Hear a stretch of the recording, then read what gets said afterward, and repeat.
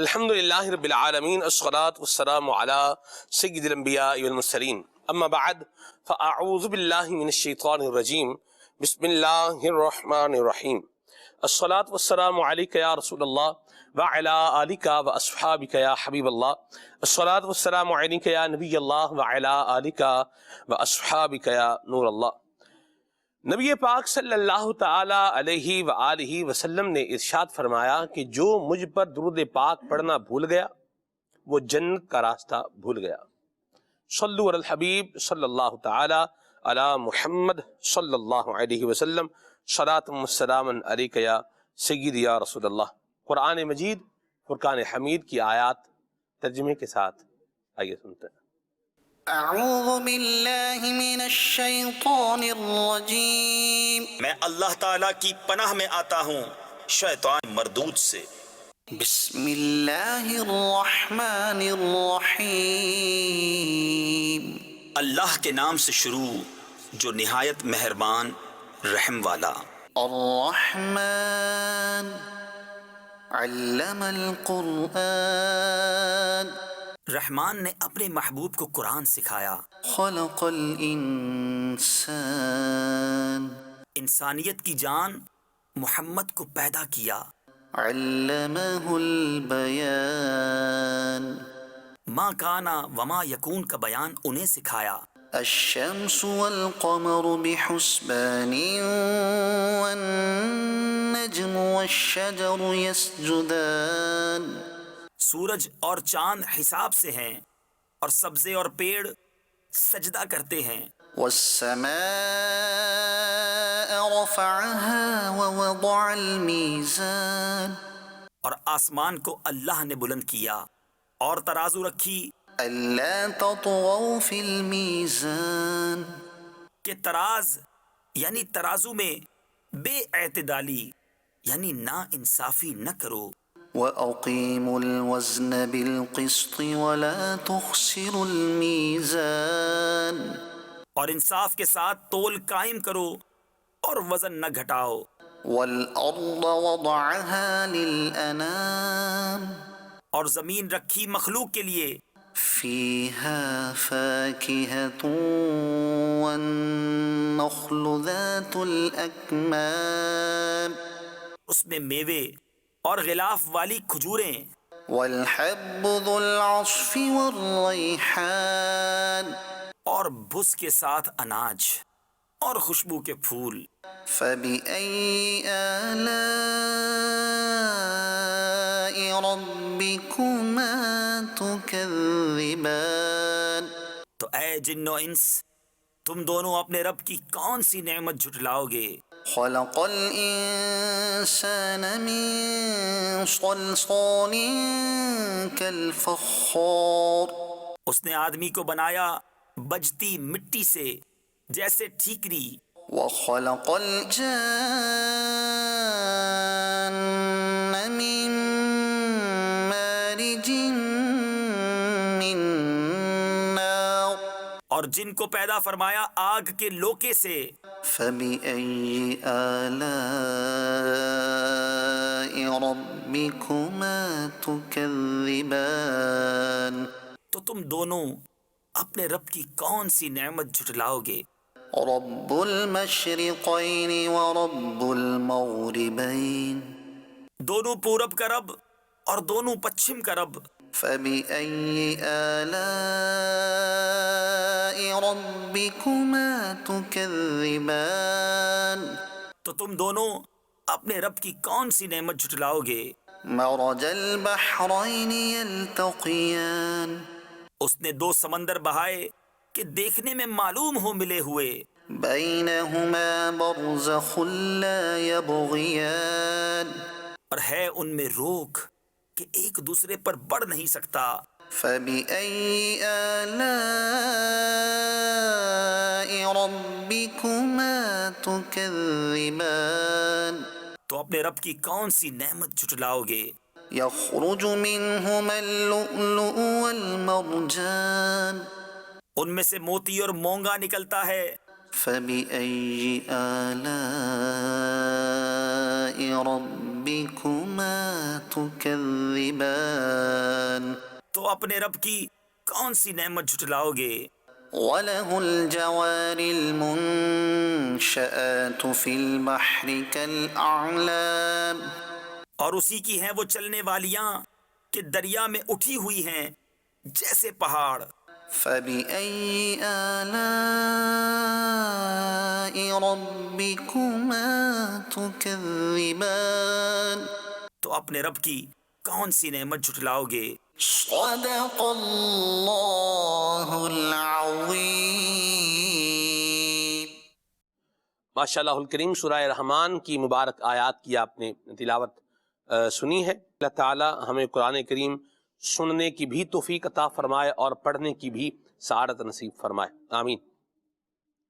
عنوان اور موضوع ہم نے رکھا ہے پروگرام کا، میں کیسا ہوں، میرے اخلاق کیسے ہیں، میرا کردار کیسا ہے، میری گفتگو کیسی ہے، میری عادتیں کیسی ہیں، میرا معاشرتی انداز کیا ہے، زندگی گزارنے کا یہ کیا انداز ہے میرا، اس پر آج ہم غور کریں گے۔ اور ابھی مکار بھائی سے ہم کلام سنیں گے۔ آئیے کلام سنتے ہیں۔ صلی اللہ علی الحبیب صلی اللہ تعالی علی محمد صلی اللہ علیہ یا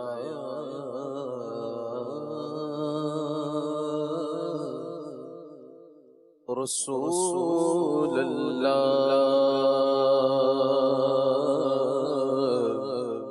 وسلم علیک یا حبیب اللہ صلی اللہ علیک یا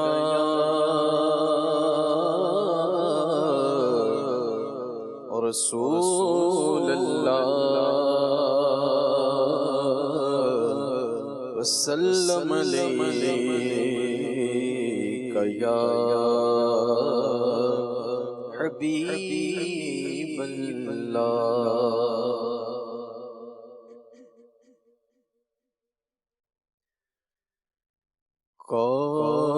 کونین دیوالی دا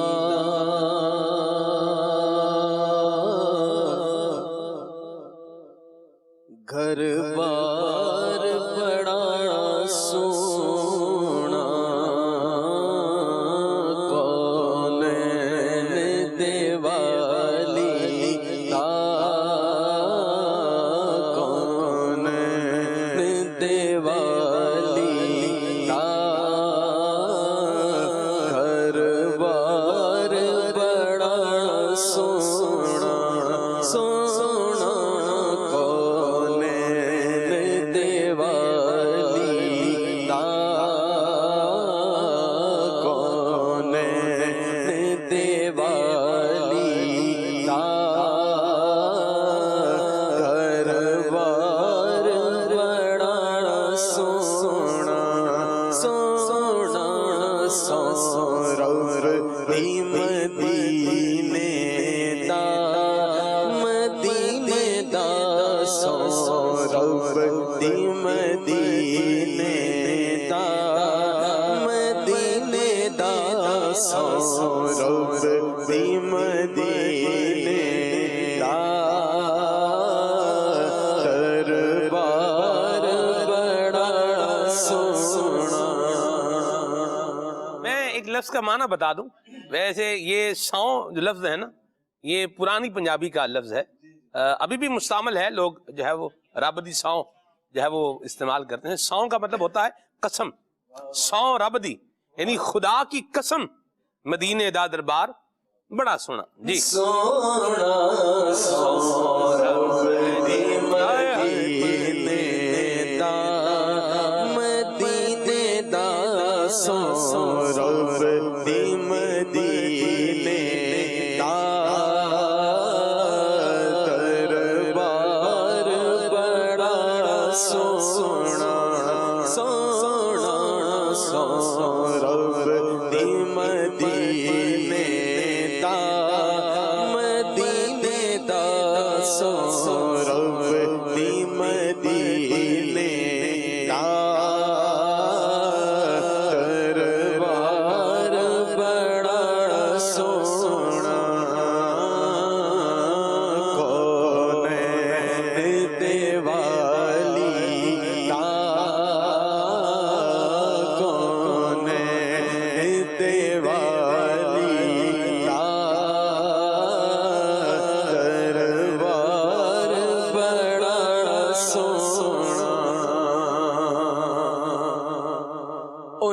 مسجد نبوی دی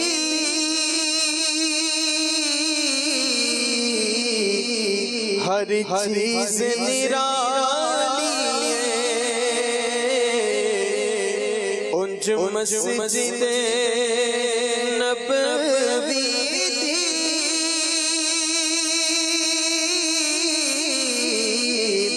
ہر چیز نرالی ہے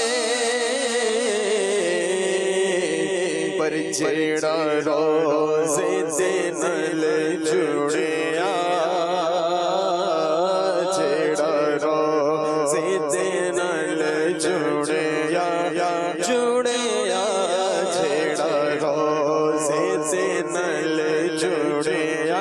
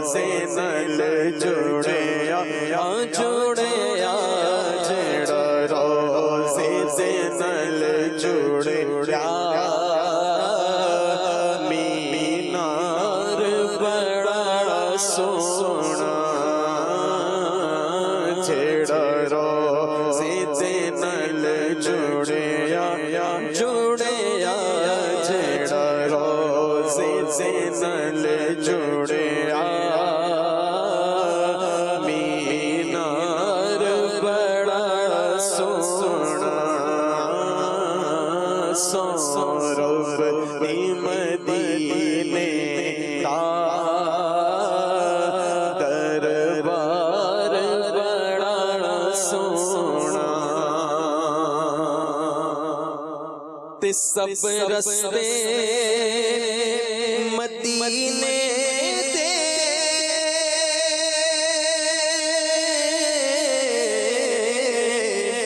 سانو جان تو ود پیارے سب رستے مدینے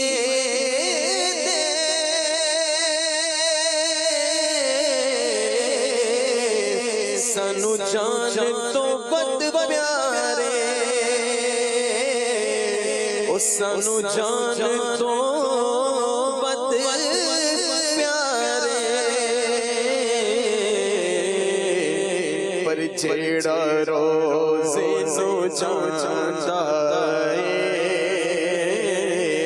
جیڑا روزے نو جاندا اے جاندا اے جیڑا روزے نو جاندا اے ہاں جیڑا روزے نو جاندا اے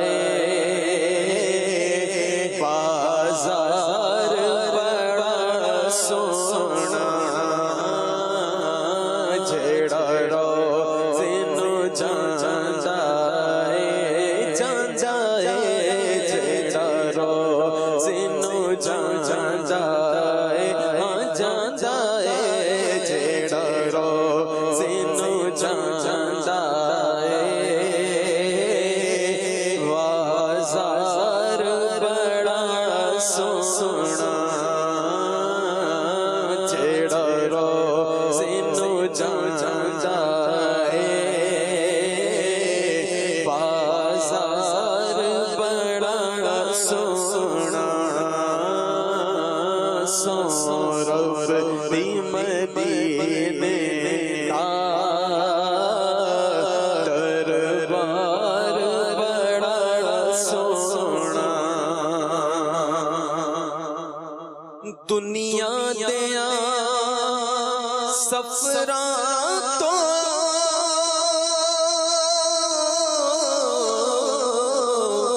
بندہ تھک بھی تے جاندا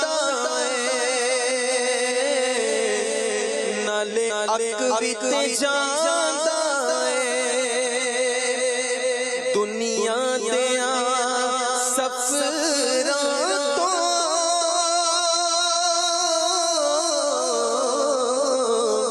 بندہ تھک بھی تے جاندا اے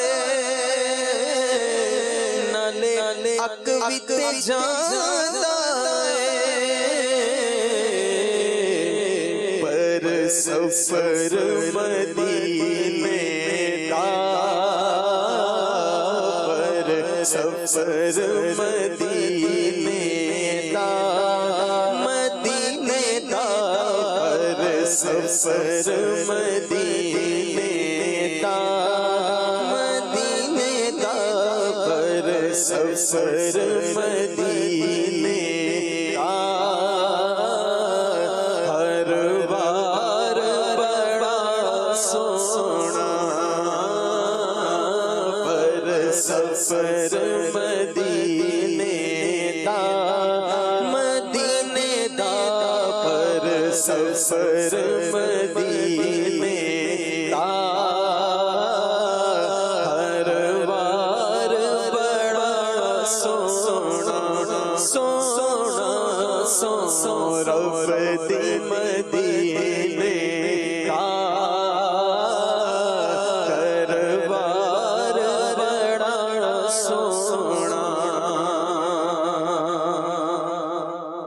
صدیق عمر عثمان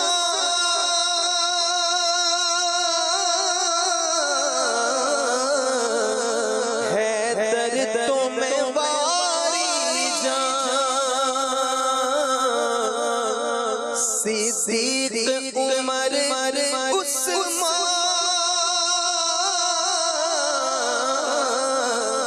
حیدر تمہیں واری جان حیدر تمہیں واری جان تو جگ دے والی کا تو جگ دے والی کا ہاں والی دا تو جگ دے والی کا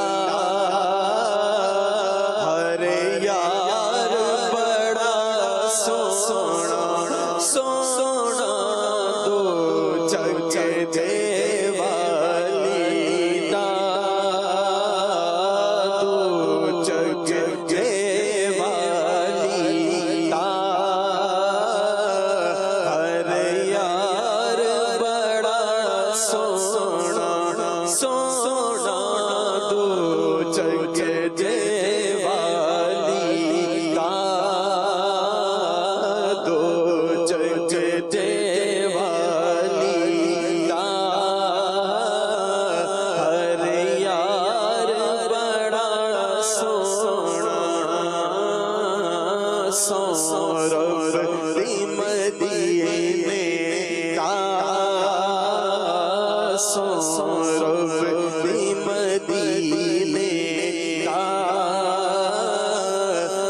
دربار بڑا سونا دیکھو نا ویکھو نا ظہوری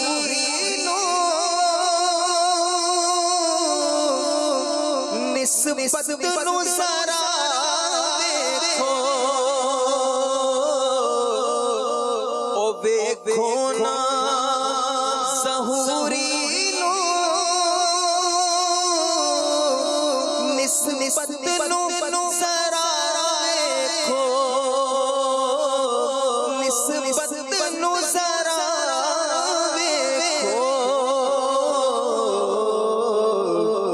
میں کو چاہا پر میرا میں کو چاہا پر میرا میرا میں کو چاہا پر میرا میرا میں کو چاہا پر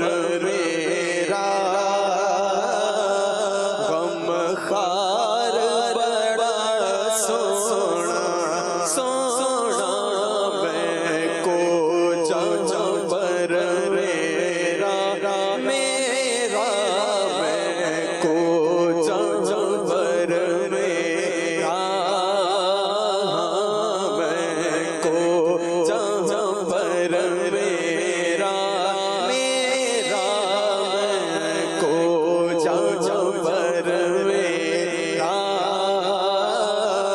غم خار بڑا سونا سورب ہی مدینے دا مدینے دا سورب ہی مدینے دا مدینے دا سورب ہی مدینے دا دربار بڑا سونا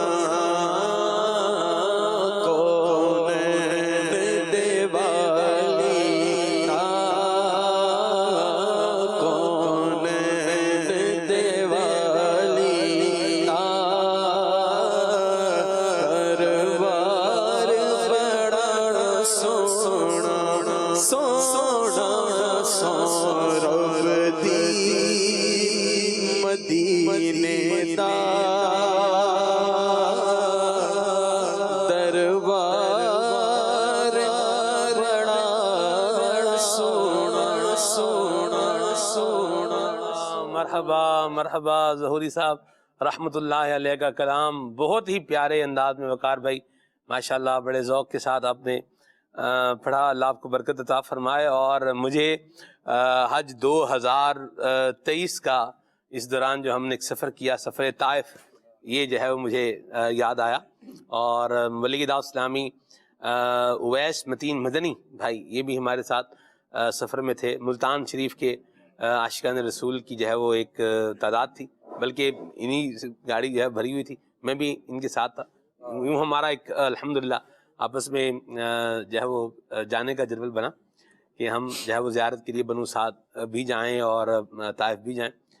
تو طائف جاتے ہوئے رستے میں اویس متین بھائی نے یہ کلام ماشاءاللہ پڑھا اور پھر اسی طرز میں تھا وہ ماشاءاللہ اور آپ نے پڑھا لیا. اس میں ایک اور جگہ بھی ایڈ کی جا سکتی ہے جیسے سورب دی مدینے دا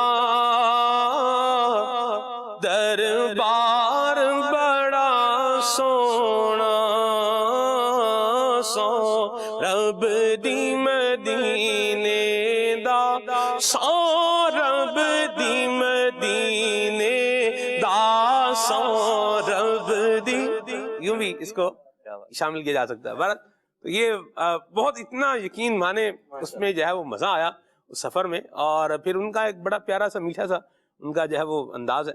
اویس بھائی اللہ ان کو حاجی اویس بھائی اللہ ان کو برکت عطا فرمائے. اور پھر جب عاشقان رسول کا ساتھ ہوتا ہے نا تو پھر ذوق میں اور کیا ہو جاتا ہے اضافہ ہو جاتا ہے. سارے دعوت اسلامی کے دینی ماحول سے وابستہ اسلام بھائی تھے.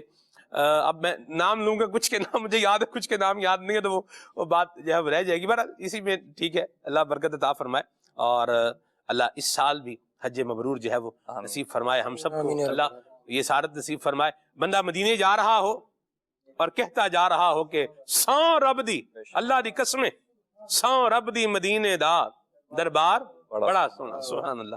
اللہ نبی کریم صلی اللہ تعالی علیہ وآلہ وسلم کی محبت کا فیضان ہم سب کو نصیب فرمائے اور نبی کریم صلی اللہ علیہ وسلم کی شفاعت بھی ہم سب کو عطا فرمائے.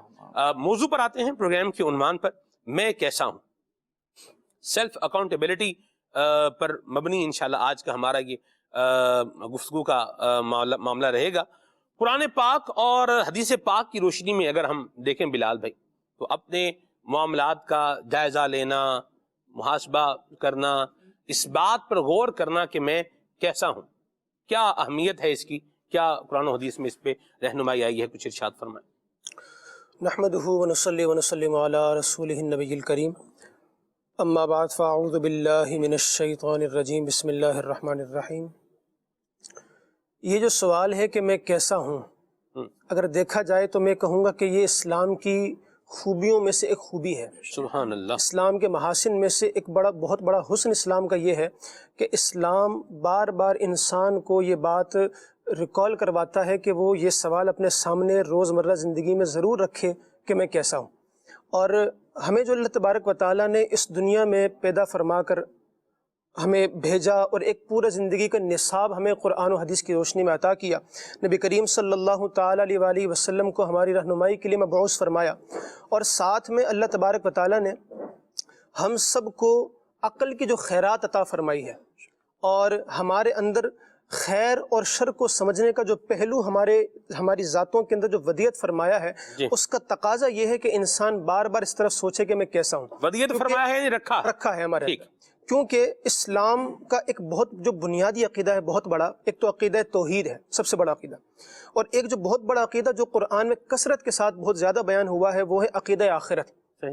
اور یہ عقیدہ آخرت جو ہماری ضروریات دین میں سے بھی ہے، اور ہر مسلمان پر اس کو ہر آن ہر لمحے ماننا اور اس پر ایمان رکھنا پوری زندگی ضروری بھی ہے مسلمان رہنے کے لیے، وہ عقیدہ آخرت ہم سے اس بات کا تقاضا کرتا ہے کہ بندہ بار بار اپنی زندگی میں روزانہ کی بنیاد پر یہ سوال اپنے آپ سے کرتا رہے کہ میں کیسا ہوں۔ اس کی وجہ یہ ہے کہ ہم ایک مختار تو ہیں، اللہ تبارک و تعالیٰ نے اختیار تو دیا ہے، لیکن اس کا ایک دائرہ دیا ہے۔ اس دائرے کے اندر رہتے ہوئے جب ہم اپنی زندگی گزارنے کی کوشش کرتے ہیں تو ہماری زندگی قرآن و سنت کے مطابق گزرتی ہے۔ امام غزالی رحمۃ اللہ تعالیٰ علیہ، آپ نے بڑی خوبصورت بات ارشاد فرمایا کہ انسان جب اپنے اعمال کو دیکھتا ہے کہ میں اعمال زیادہ کر رہا ہوں یا کم کر رہا ہوں دینی اعتبار سے، کہ میرے اعمال کی کیفیت کیا ہے، کہ وہ کثرت کے اعتبار سے کیسے ہیں، کہ زیادہ ہیں یا کم ہیں، اور اپنی کیفیت کے اعتبار سے کیسے ہیں، ان کی کوالٹی کیسی ہے، وہ اچھے انداز میں کیے جا رہے ہیں یا ان میں کسی حد تک کمی ہے کہ ادا تو ہو رہے ہیں مگر برائے نام ہو رہے ہیں، برائے ایک سمجھ لیں کہ ایک جو رواج ہے اس کے مطابق چل رہے ہیں۔ فرمایا کہ جب بندہ اس طور پر اپنے آپ کو جانچتا ہے کہ اعمال کی مقدار بھی دیکھتا ہے، اعمال کی کیفیت بھی دیکھتا ہے، تو اس چیز کو کہا جاتا ہے کہ انسان اپنے سے حساب لیتا ہے، جسے کہتے ہیں سیلف اکاؤنٹیبلٹی، جسے ہم محاسبہ نفس سے بھی تعبیر کرتے ہیں، اور اسی کا دوسرا عنوان یہ بھی ہوگا کہ میں کیسا ہوں۔ اب آپ فرماتے ہیں کہ جو بندہ اس طور پر اپنی زندگی گزارتا ہے کہ وہ اپنے اعمال کی مقدار اور کیفیات کو سامنے رکھتا ہے، تو فرمایا کہ پھر اسے پتہ چلتا ہے کہ مجھ سے کوتاہیاں کہاں پر ہو رہی ہیں۔ قرآن مجید فرقان حمید میں اور احادیث کریمہ میں یہ بات بخوبی واضح ہوتی ہے جب ہم ان کے مضامین کو پڑھتے ہیں کہ انسان ایک مسلمان کی خاص طور پر یہ بنیادی روزمرہ کی ضروریات میں شامل ہونا چاہیے کہ میں کیسا ہوں۔ میں آپ کے سامنے 3 آیات مختصراً بیان کرتا ہوں۔ جی ایک مقام ہے قرآن مجید فرقان حمید میں، اللہ تبارک و تعالیٰ نے فرمایا سورۃ الزلزال میں، فرمایا کہ یومئذ یصدر الناس اشتاتا لیروا اعمالهم فمن یعمل مثقال ذرۃ خیرا یرہ ومن یعمل مثقال ذرۃ شرا یرہ۔ فرمایا کہ وہ دن ہوگا کہ جس دن لوگ اپنے رب کی طرف پھریں گے کئی راہ ہو کر تاکہ اپنا کیا دکھائے جائیں۔ اللہ تبارک و تعالیٰ قیامت کے دن ہر انسان کو جو اس نے کیا وہ دکھائے گا۔ تو فرمایا جس نے ایک ذرے کے برابر بھی کوئی بھلائی کی ہے وہ اس کو دیکھے گا، اور جس نے کوئی ایک ذرے کے برابر بھی برائی کی ہے وہ اس کو دیکھے گا۔ اس بات کو انسان کو بیان کرنے کا مقصد کیا ہے؟ علماء نے فرمایا کہ جب اللہ تبارک و تعالیٰ نے اس چیز کو بیان کر دیا کہ اعمال جو اتنے زیادہ ہوں گے انسان کے، اس کا ذرہ ذرہ بھی اس کے سامنے آ جائے گا، چاہے بھلا ہو چاہے برا ہو، تو انسان کو چاہیے کہ دنیا کے اندر ہی اس چیز کی طرف نظر لازمی رکھے کہ جب میری یہ چیز قیامت کے دن مجھے دکھائی جائے گی تو پھر میرا وہاں پر کیا حال ہوگا۔ ایک اور مقام پہ اللہ کریم نے ارشاد فرمایا یومئذ تعرضون لا تخفى منکم خافیہ۔ فرمایا کہ وہ دن وہ ہوگا کہ جس دن تم سب پیش ہوگے کہ تم میں کوئی چھپنے والی جان چھپ نہیں سکے گی، کہ بندہ سوچے کہ یار میں جو کچھ بھی کروں تو میں پکڑا نہیں جاؤں گا، میری پکڑ نہیں ہوگی، مجھے میرے اعمال دکھائے نہیں جائیں گے۔ فرمایا ایسا ہوگا ہی نہیں، ہر جان یہ جان لے کہ وہ چھپ نہیں سکے گی، اس کو بھی قیامت میں لایا جائے گا، اس کے سارے اعمال کو بھی وہاں پر دکھایا جائے گا۔ اور ایک تیسرا مقام جو اللہ تبارک و تعالیٰ نے بیان فرمایا وَاعْلَمُوا أَنَّ اللَّهَ يَعْلَمُ مَا فِي أَنفُسِكُمْ فَاحْذَرُوا۔ فرمایا کہ جان لو کہ اللہ تمہارے دل کو جانتا ہے تو اس سے ڈرو۔ یعنی ایک تو انسان کے وہ اعمال ہیں کہ جو ظاہری طور پر کرتے ہوئے نظر آتے ہیں، اور بہت سے اعمال وہ ہیں جن کا تعلق انسان کے قلب کے ساتھ ہوتا ہے کہ جو ایک عام بندہ دیکھ نہیں سکتا۔ فرمایا دونوں طرح کی چیزیں اسلام کے اندر ہمیں ان کی تعلیمات دی گئی ہیں کہ اپنے ظاہر کو بھی جس طرح آپ نے سیکیور کرنا ہے تو اس طرح اپنے باطن کو بھی سیکیور کرنا ہے، کہ جس طرح آپ کی زبان کوئی چیز کرتی ہے بولتی ہے، اسی طرح آپ کے دل کی جو زبان ہے اس کو بھی قرآن و حدیث کے مطابق ہونا چاہیے۔ اب یہ جو 3 آیات ہیں ان کی روشنی میں یہ بات واضح ہو جاتی ہے کہ جب انسان قیامت کے دن جائے گا اور ہر چیز نے اس کے سامنے آنا ہے، تو پھر انسان ظاہر سی بات ہے جب اس کو یہ چاہتا ہے کہ میری کوئی چیز پریزنٹ ہو تو اچھی چیز ہی پریزنٹ کرنا چاہتا ہے، اپنی برائیاں کوئی بھی نہیں چاہتا کہ یار وہ دوسروں کے سامنے آئے۔ اور قیامت کا جو مجمع ہوگا سب سے بڑا مجمع ہوگا کہ اولین و آخرین سب نے جمع ہونا ہے۔ یہاں پر انسان اپنے گھر والوں سے حیا کرتا ہے، دوستوں سے حیا کرتا ہے، اور بہت سارے دیگر لوگوں سے حیا کرتا پھرتا ہے، تو جو اللہ رب العالمین ہے وہ اس بات کا سب سے زیادہ حقدار ہے کہ اس سے حیا کی جائے۔ تو قرآن کی آیتیں بتاتی ہیں کہ انسان کو میں کیسا ہوں یہ ہر وقت پیش نظر رکھنا چاہیے تاکہ اس کو اپنے اعمال اس کے سامنے رہیں۔ اب میں آپ کے سامنے ایک حدیث پاک بیان کرتا ہوں۔ نبی کریم صلی اللہ تعالیٰ علیہ وسلم کے صحابی ہیں حضرت عبادہ بن صامت رضی اللہ تعالیٰ عنہ، یہ کہتے ہیں کہ ایک شخص نے نبی کریم صلی اللہ علیہ وسلم کی خدمت میں عرض کی کہ یا رسول اللہ مجھے کوئی نصیحت فرمائیے۔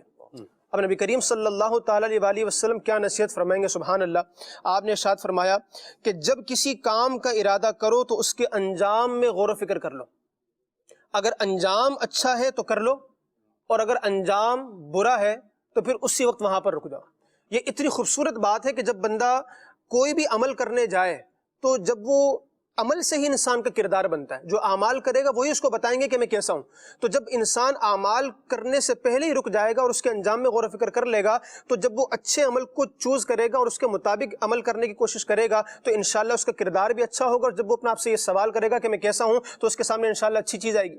ایک حدیث پاک میں نبی کریم صلی اللہ علیہ وسلم نے ارشاد فرمایا کہ عقل مند وہ ہے جو اپنے آپ کو چیک کرے، اپنا محاسبہ کرے، سیلف اکاؤنٹیبلٹی کرے، اور فرمایا کہ وہ موت کے بعد کام آنے والے عمل کرے، کیونکہ اصل زندگی وہی ہے۔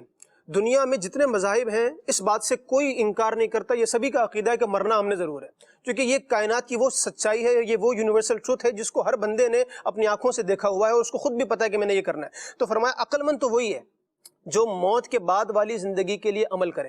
اب جو موت کے بعد والی زندگی یعنی جو موت کے بعد کا تصور اپنے اندر قائم رکھتا ہے، عقیدہ آخرت جس کے سامنے، تو اس کو پتہ ہے کہ والوزن یومئذ الحق، اس دن میرے اعمال کو تولا جانا ہے، مجھ سے حساب کیا جانا ہے، اور وہاں پر میری ہر چھوٹی بڑی چیز سامنے آ جائے گی۔ تو جب بندہ وہاں کے لیے عمل کرنے کی سوچے گا تو اس کا عمل یقیناً صاف ستھرا ہوگا، بڑا خوبصورت ہوگا۔ اور ایک آخری حدیث پاک میں بیان کرنا چاہوں گا یہاں پر کہ صحابی رسول حضرت ابو ذر غفاری رضی اللہ تعالیٰ عنہ نبی کریم صلی اللہ تعالیٰ علیہ وسلم کے بارے فرماتے ہیں کہ آپ نے ارشاد فرمایا اے ابو ذر، انہی سے مخاطب ہو کے فرمایا اے ابو ذر، آدمی اس وقت تک متقی نہیں بن سکتا جب تک کہ اپنے آپ کو اتنی سختی سے چیک نہ کرے جتنی سختی سے وہ اپنے کاروباری شریک کو چیک کرتا ہے، کہ جس کے ساتھ انسان کی پارٹنرشپ ہو جائے تو ایک ایک پائی کا حساب کرے گا اس کو، یعنی بعض اوقات اگر نہیں بھی جتائے گا تو اسے پتہ ضرور ہوگا کہ کہاں پر اس نے ڈنڈی ماری ہے، کہاں پر میرے ساتھ خرد برد سے کام لیا ہے۔ وہ حساب لازمی رکھتا ہے کیونکہ وہ اس کا مال کے حساب سے کیا ہے، پارٹنر ہے، چونکہ اس کو میرا بھی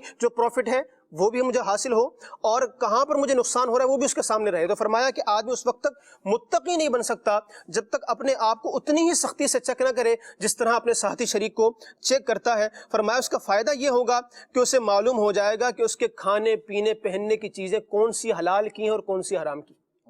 تو جب انسان اس اعتبار سے اپنی زندگی گزارتا ہے کہ کوئی بھی عمل کرنے سے پہلے رک جائے اور غور و فکر کرتا رہے اور قرآن کی ان آیات مبارکہ کو سامنے رکھے، ان احادیث کریمہ کو سامنے رکھے، تو اسے معلوم ہوگا کہ میں نے کون سا عمل کرنا ہے اور کون سا نہیں کرنا۔ اور جب یہ چیز اس کے پیش نظر رہے گی تو پھر انشاءاللہ تبارک و تعالیٰ میں کیسا ہوں، یہ اس کا کردار بھی ستھرا رہے گا اور اس کو پتہ چلتا رہے گا کہ میں نے کہاں پر کون سی کوتاہی کی ہے، اور وہ اس کوتاہی سے رکنے کے اندر انشاءاللہ تبارک و تعالیٰ کامیاب ہو جائے گا۔ یا مرحبا، سبحان اللہ، بہت پیارا قرآن پاک کی آیات کی روشنی میں، حدیث کی روشنی میں آپ نے گفتگو فرمائی ہے۔ اللہ ہمیں ہمارے اعمال کا جائزہ اور محاسبہ لینے کی بھی توفیق عطا فرمائے، اور اللہ ہمیں دنیا اور آخرت کی ذلت اور رسوائی سے بچائے۔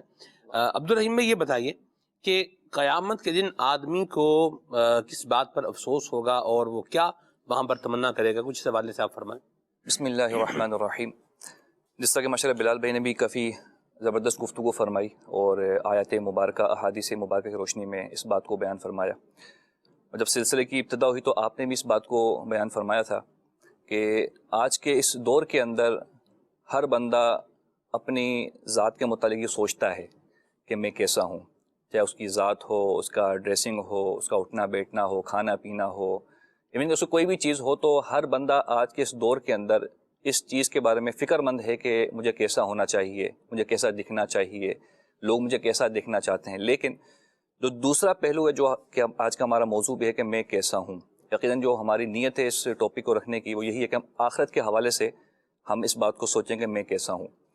اب جب ہم قرآن مجید فرقان حمید کی آیت مبارکہ تلاوت کرتے ہیں اور احادیث مبارکہ کو ہم دیکھتے ہیں تو اس میں کئی ساری آیت مبارکہ ہمیں ایسی ملتی ہیں کہ جب ہم اس کو پڑھتے ہیں، اس کا ترجمہ تفسیر پڑھتے ہیں، تو ہمیں یہ بات بتائی جاتی ہے کہ ہمیں آخرت کے حوالے سے بھی یہ سوال سامنے رکھنا چاہیے کہ آخرت کے حوالے سے میں کیسا ہوں.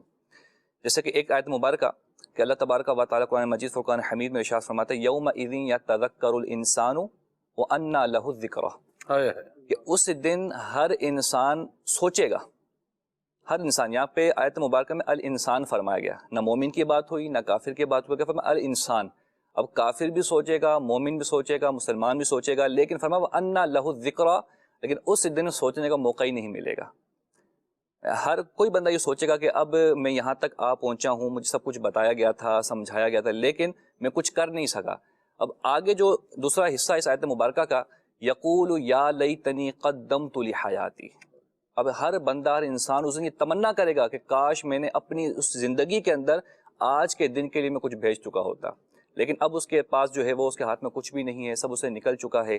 تو یہ آیت مبارکہ ہمیں جھنجھوڑتی ہے، ہمیں بتاتی ہے، ہمیں سکھاتی ہے کہ اس زندگی کے اندر رہتے ہوئے آخرت کے حوالے سے آج ہم نے اپنے آپ سے یہ سوال کرنا ہے کہ آخرت کے حوالے سے میں کیسا ہوں. کل جب ہم نے مرنا ہے، اللہ کی بارگاہ میں پیش ہونا ہے، قبر میں جانا ہے، ہر بندہ یہ جانتا ہے، لیکن میں کیسا ہوں، میں اعمال کیسے کر رہا ہوں، آج ہماری یہ سوچ نہیں. اسی طرح ایک حدیث مبارکہ، جو آیت مبارکہ ہے تفسیر ابن کثیر کے اندر اس کے تحت جو ہے وہ مفسرین نے فرمایا کہ انسان جو ہے کیسے سوچے گا. حالانکہ اس دنیا کے اندر مومنین بھی ہیں جو نیک اعمال کرتے ہیں، صالحین ہیں، اللہ تبارک و تعالیٰ کے برگزیدہ بندے ہیں، تو فرمایا جو گناہ گار ہیں نا، تو وہ اپنے گناہوں کے متعلق سوچے گا کہ یار میں نے اپنی زندگی جو ہے وہ گناہوں کے اندر میں نے گزار دی.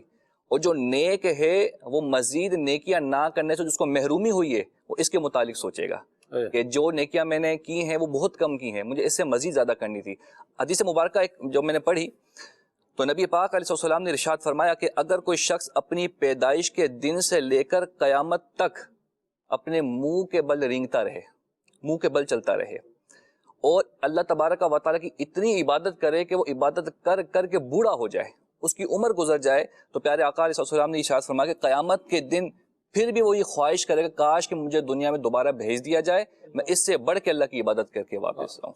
تو یہ حدیث مبارکہ، یہ آیت مبارکہ آج ہمارے سامنے ہے، اور آج ہمیں اپنے متعلق سوال کرنا ہے کہ آخرت کے حوالے سے میں کیسا ہوں. تو اگر آج ہم نے اپنے آپ سے سوال کر لیا تو یقین کریں کہ محاسبہ نفس وہ چیز ہے کہ جب بندہ دنیا کے اعتبار سے ہو یا آخرت کے اعتبار سے، جب بندہ اس پہ عمل کرتا ہے، اس کو سوچتا ہے، تو اپنی زندگی کو چینج کرنے کی کوشش کرتا ہے. سبحان اللہ. جب احساس ہوتا ہے، جب بندے کو ادراک ہوتا ہے، جب بندے کو علم ہوتا ہے اور بندہ خطرہ بھانپ لیتا ہے، تو اس سچویشن سے اپنے آپ کو بچانے کے لیے پھر کیا کرتا ہے؟ تیاری کرتا ہے. تو تیاری ہم کرتے ہیں، آفس جانے کی تیاری کرتے ہیں، ایونٹ بھگتانے کی کیا کرتے ہیں؟ تیاری کرتے ہیں. شادی کی کیا کرتے ہیں؟ تیاری کرتے ہیں. کل رات کو نگران شورا نے ایک مدنی مشورے میں ایک بات کہی، خالد بھائی، اور دنیا کی بے ثباتی اور بے رغبتی کا انسان کو احساس دلانے کے لیے بڑی زبردست بات تھی. فکر آخرت کی تیاری پر آپ جو ہے گفتگو فرما رہے تھے کل رات کے مدنی مشورے کے اندر. نگران شورا نے کہا کہ آپ دیکھیے انسان جب دنیا میں آتا ہے تو بے لباس ہوتا ہے، اور جب دنیا سے جاتا ہے تو صرف ایک کفن اس کے لباس پر ہوتا ہے.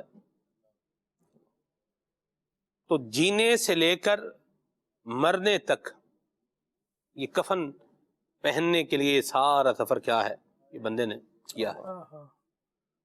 تو اب اس پر آگے جو ہے وہ غور کر لیں. اللہ پاک ہمیں اپنی آخرت کی تیاری کرنے کی توفیق عطا فرمائے. آخرت کی تیاری. نگران شورا نے پھر ایک اور بات بھی کہی. آپ نے فرمایا کہ ہم میں سے کسی کے گھر میں کفن جو ہے وہ شاید ہی رکھا ہوا ہو، نہیں رکھا ہوگا، وہ بھی کوئی اور لے کر جو ہے وہ دے گا. کفن کوئی اور لے کے دے گا، پہنائے گا، بھی ٹھیک ہے جائیں لے آئیں. اچھا وہ جو آئے گا وہ بھی پورا ہوگا یا نہیں ہوگا یہ ایک الگ مسئلہ ہے. کفن لوگ جا کر لے آتے ہیں اور پھر یا تو وہ میت کے سائے سے کیا ہوتا ہے بہت بڑا ہوتا ہے، یا پھر وہ پورا ہی نہیں ہوتا. یہ دنیا کی حقیقتیں ہیں، کبھی بندہ ان کو بھی دیکھے تو پھر بندے کو احساس ہوتا ہے کہ یہ میں جن خوابوں کی دنیا میں کھویا ہوا ہوں نا. بعض اوقات بندہ بڑی گہری نیند سویا ہوا ہوتا ہے، اس کو جب اٹھایا جاتا ہے نا جھنجھوڑ کے، تو پھر جب بندہ اٹھتا ہے تو دیکھتا ہے کہ خواب میں کیا تھا اب کیا ہے. وہ ایک لفظ بولا جاتا ہے خواب خرگوش. خرگوش تو یہ سوچ کر کیا ہو گیا تھا، سو ہی گیا تھا نا، ارے کیا یہ کچھوا کیا مجھ سے جیتے گا، یوں جو ہے وہ چھلانگے لگاتا ہوا جاؤں گا. یہ تو آہستہ آہستہ جو ہے وہ چل رہا ہے، رینگنے کی رفتار ہے اس کی. نتیجہ کیا ہوا کہ جو سو رہا تھا، پنجابی میں کہتے ہیں ستا ہی سو گیا، بس ستا ہی رہ گیا. جو سو رہا تھا بس پھر وہ سویا ہی رہ گیا، چلنے والا اپنی منزل پا گیا. تو اللہ اور اس کے رسول کی یاد اور اطاعت اور احکامات پر عمل کرتے ہوئے، اپنی ذمہ داری کا احساس کرتے ہوئے ہمیں اپنی زندگی کو جو ہے وہ گزارنا ہے. حلال کھانا ہے، حلال کمانا ہے، یہ بھی ہے، اور اپنے اعمال کو، اپنے کردار کو بھی کیا کرنا ہے، اچھا بنانا ہے. کبھی اس بات پر بھی ہم غور کریں. ہم بہت ساری چیزوں کے بارے میں جو ہے وہ سوچتے ہیں. کیا ہم نے کبھی اپنی قبر کے بارے میں سوچا؟ قبر میں جائیں گے، اس کے اوپر مٹی بھی لوگ ڈالتے ہیں اور پھر بندے کو چھوڑ کے آتے ہیں، کیا بنے گا اس میں؟ آپ جو ہے وہ یاد رکھیے احادیث مبارکہ کے اندر یہ سارے مضامین موجود ہیں کہ بندہ اس کی ہوش سلامت ہوں گے، بول نہیں سکے گا. سب پتا ہے اس کو کون کیا کر رہا ہے، کیا ہو رہا ہے، لیکن یہ کیا کرے گا، یہ بول نہیں سکتا، یہ بولنے کی پوزیشن میں نہیں. تو کبھی اس کو ہم یاد کریں تو لوگ کہتے ہیں کیا باتیں کر رہے ہیں آپ. ہم نے رات کو بھی جو ہے وہ لوگوں کو دفن ہوتے دیکھا ہے قبرستان میں، اور صبح فجر کے بعد بھی جنازے ہوتے ہوئے دیکھے. اپنی آخرت کی ہم کچھ تیاری کریں، اس پر غور کریں، اور اپنے اعمال کو، کردار کو اچھا کریں، اور جو ذمہ داری ہماری بنتی ہے، جو ڈیوٹی ہماری بنتی ہے، اس ڈیوٹی کو اچھے انداز میں کیا کریں، پورا بھی کریں، حلال کھائیں، اس پر بھی فوکس فرمائیں. کیا کہیں گے خالد بھائی؟ ماشاءاللہ بہت پیاری بات آپ نے ارشاد فرمائی کہ اپنی ڈیوٹیز کو بھی ذرا دھیان میں رکھیں کہ کیا کیا ذمہ داریاں مجھ پر عائد ہوتی ہیں. کچھ وہ ذمہ داریاں ہیں جو قرآن و حدیث نے ہمیں ہماری دنیا بہتر بنانے کے لیے ارشاد فرمائی ہیں، جس میں انسان اپنا خیال رکھتا ہے، اپنے رہن سہن کا خیال رکھتا ہے، اپنے سے متعلقہ اور وابستہ لوگوں کا خیال رکھتا ہے، جو اس کے زیر کفالت ہیں ان کی ضروریات کو پورا کرنے کے لیے تگ و دو کرتا ہے، اور بالکل یہ خیال رکھنا چاہیے. لیکن ایک ذمہ داری وہ بھی ہے جو رب العالمین نے ہمارے اوپر یوں عائد فرمائی ہے کہ ہم نے اپنی دنیا کی زندگی کے بعد جو زندگی شروع ہونی ہے، آخرت کی زندگی، اس کا بھی خیال رکھنا ہے کہ اس کے لیے ہم کیا کر رہے ہیں.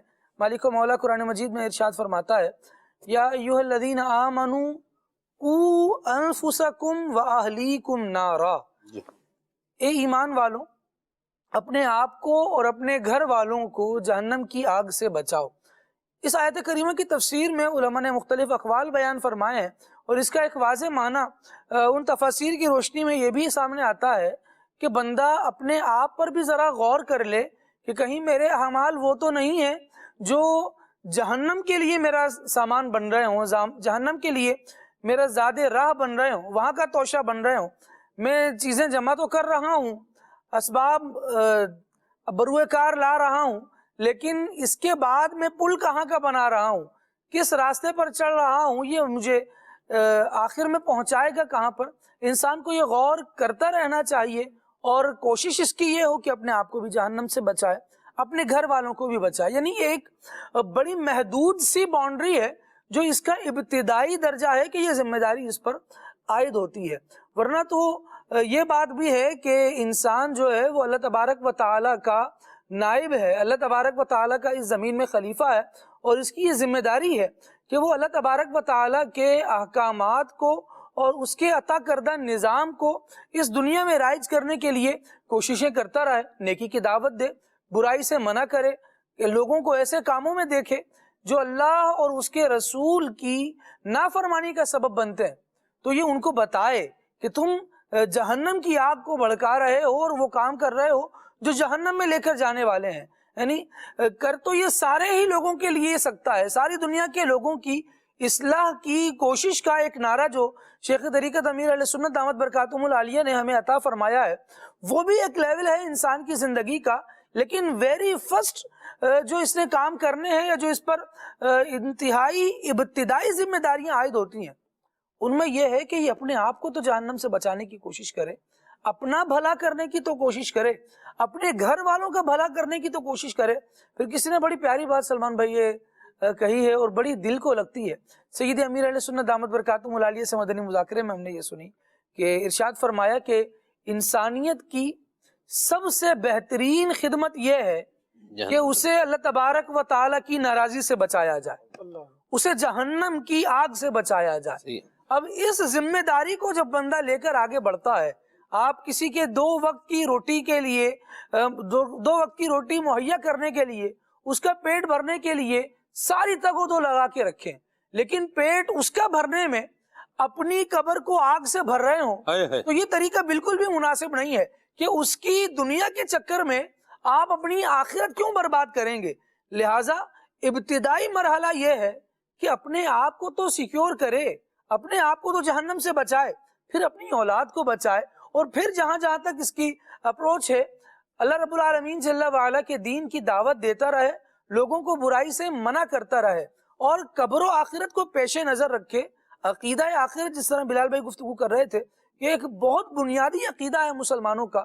مالک کریم ارشاد فرماتا ہے یا ایھا الذین آمنوا اتقوا اللہ، ایمان والو اللہ سے ڈرو، وَلْتَنظُرْ نَفْسٌ مَا قَدَّمَتْ لِغَدٍ، ہر جان جانے کہ اس نے کل کے لیے کیا بھیجا ہے۔ ہمارے ہاں حال یہ ہوتا جا رہا ہے سلمان بھائی کہ ہم اپنی چھوٹی سی نیکی کو جو بہت تھوڑی دیر کے لیے تھی اور بہت محدود پیمانے پر تھی، اس کو اتنا بڑا کنسیڈر کرتے ہیں کہ بس یہ دنیا میں ایک نیکی میں نے کر لی تو یہ میری جہنم سے نجات کا ایسا پرمٹ ہو گئی کہ اب میں جہنم میں جا ہی نہیں سکتا، اور سینکڑوں گناہ کرنے کے باوجود اپنے آپ کو ایسا مطمئن پا رہے ہوتے ہیں کہ نہیں نہیں یہ تو سارے بخش ہی دیے جائیں گے، ان کی تو حیثیت اور ویلیو کیا ہے۔ حالانکہ قرآن مجید کو مطالعہ کریں اس کا تو رب العالمین جل وعلا نے کفار کا یہ معاملہ بیان فرمایا۔ وہ یہ کہتے تھے کہ ہمیں آگ کتنے دن چھوئے گی؟ تھوڑی دیر چھوئے گی، لَن تَمَسَّنَا النَّارُ إِلَّا أَيَّامًا مَّعْدُودَاتٍ، چند دنوں کی تو بات ہوگی، اور اس کے بعد تو جیسے بڑی نعمتوں میں رہیں گے۔ کہیں یہی سوچ یہی اپروچ ہماری تو نہیں ہو گئی؟ معاذ اللہ۔ اللہ تبارک و تعالیٰ کے اولیاء کی باتیں پڑھیں تو پڑھ کر اندازہ ہوتا ہے کہ یہ دنیا کی جھنجھٹ سے اپنے آپ کو بچاتے تھے، اور اپنے دل کو اللہ کی یاد میں لگا کر بھی اللہ تبارک و تعالیٰ سے ڈر کر زندگی گزار رہے ہوتے تھے کہ کہیں ایسا نہ ہو کہ میں نے اپنے اعمال تو کیے ہیں لیکن وہ غفلت بھرے اور مجھے جہنم میں ڈال دیا جائے۔ مکاشفۃ القلوب میں شیخ ابو علی دقاق رحمۃ اللہ تعالیٰ علیہ کے حوالے سے بڑا زبردست واقعہ بیان فرمایا گیا۔ خود حضرت فرماتے ہیں کہ میں ایک اللہ کے ولی کی زیارت کے لیے گیا، ان کی زندگی کے آخری لمحات تھے، آخری ایام تھے۔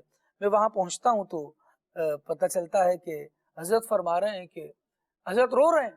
پوچھا جاتا ہے جناب والا کیوں رو رہے ہیں؟ تو جواب ارشاد فرماتے ہیں کہ میں تو نمازیں قضا ہونے پر رو رہا ہوں۔ کہا جاتا ہے حضرت ہم نے تو کبھی آپ کو نماز قضا کرتے نہیں دیکھا۔ تو کہتے ہیں میں نے قیام کیا تو غفلت میں کیا، رکوع کیا غفلت میں کیا، سجدہ کیا تو میں نے غفلت میں کیا۔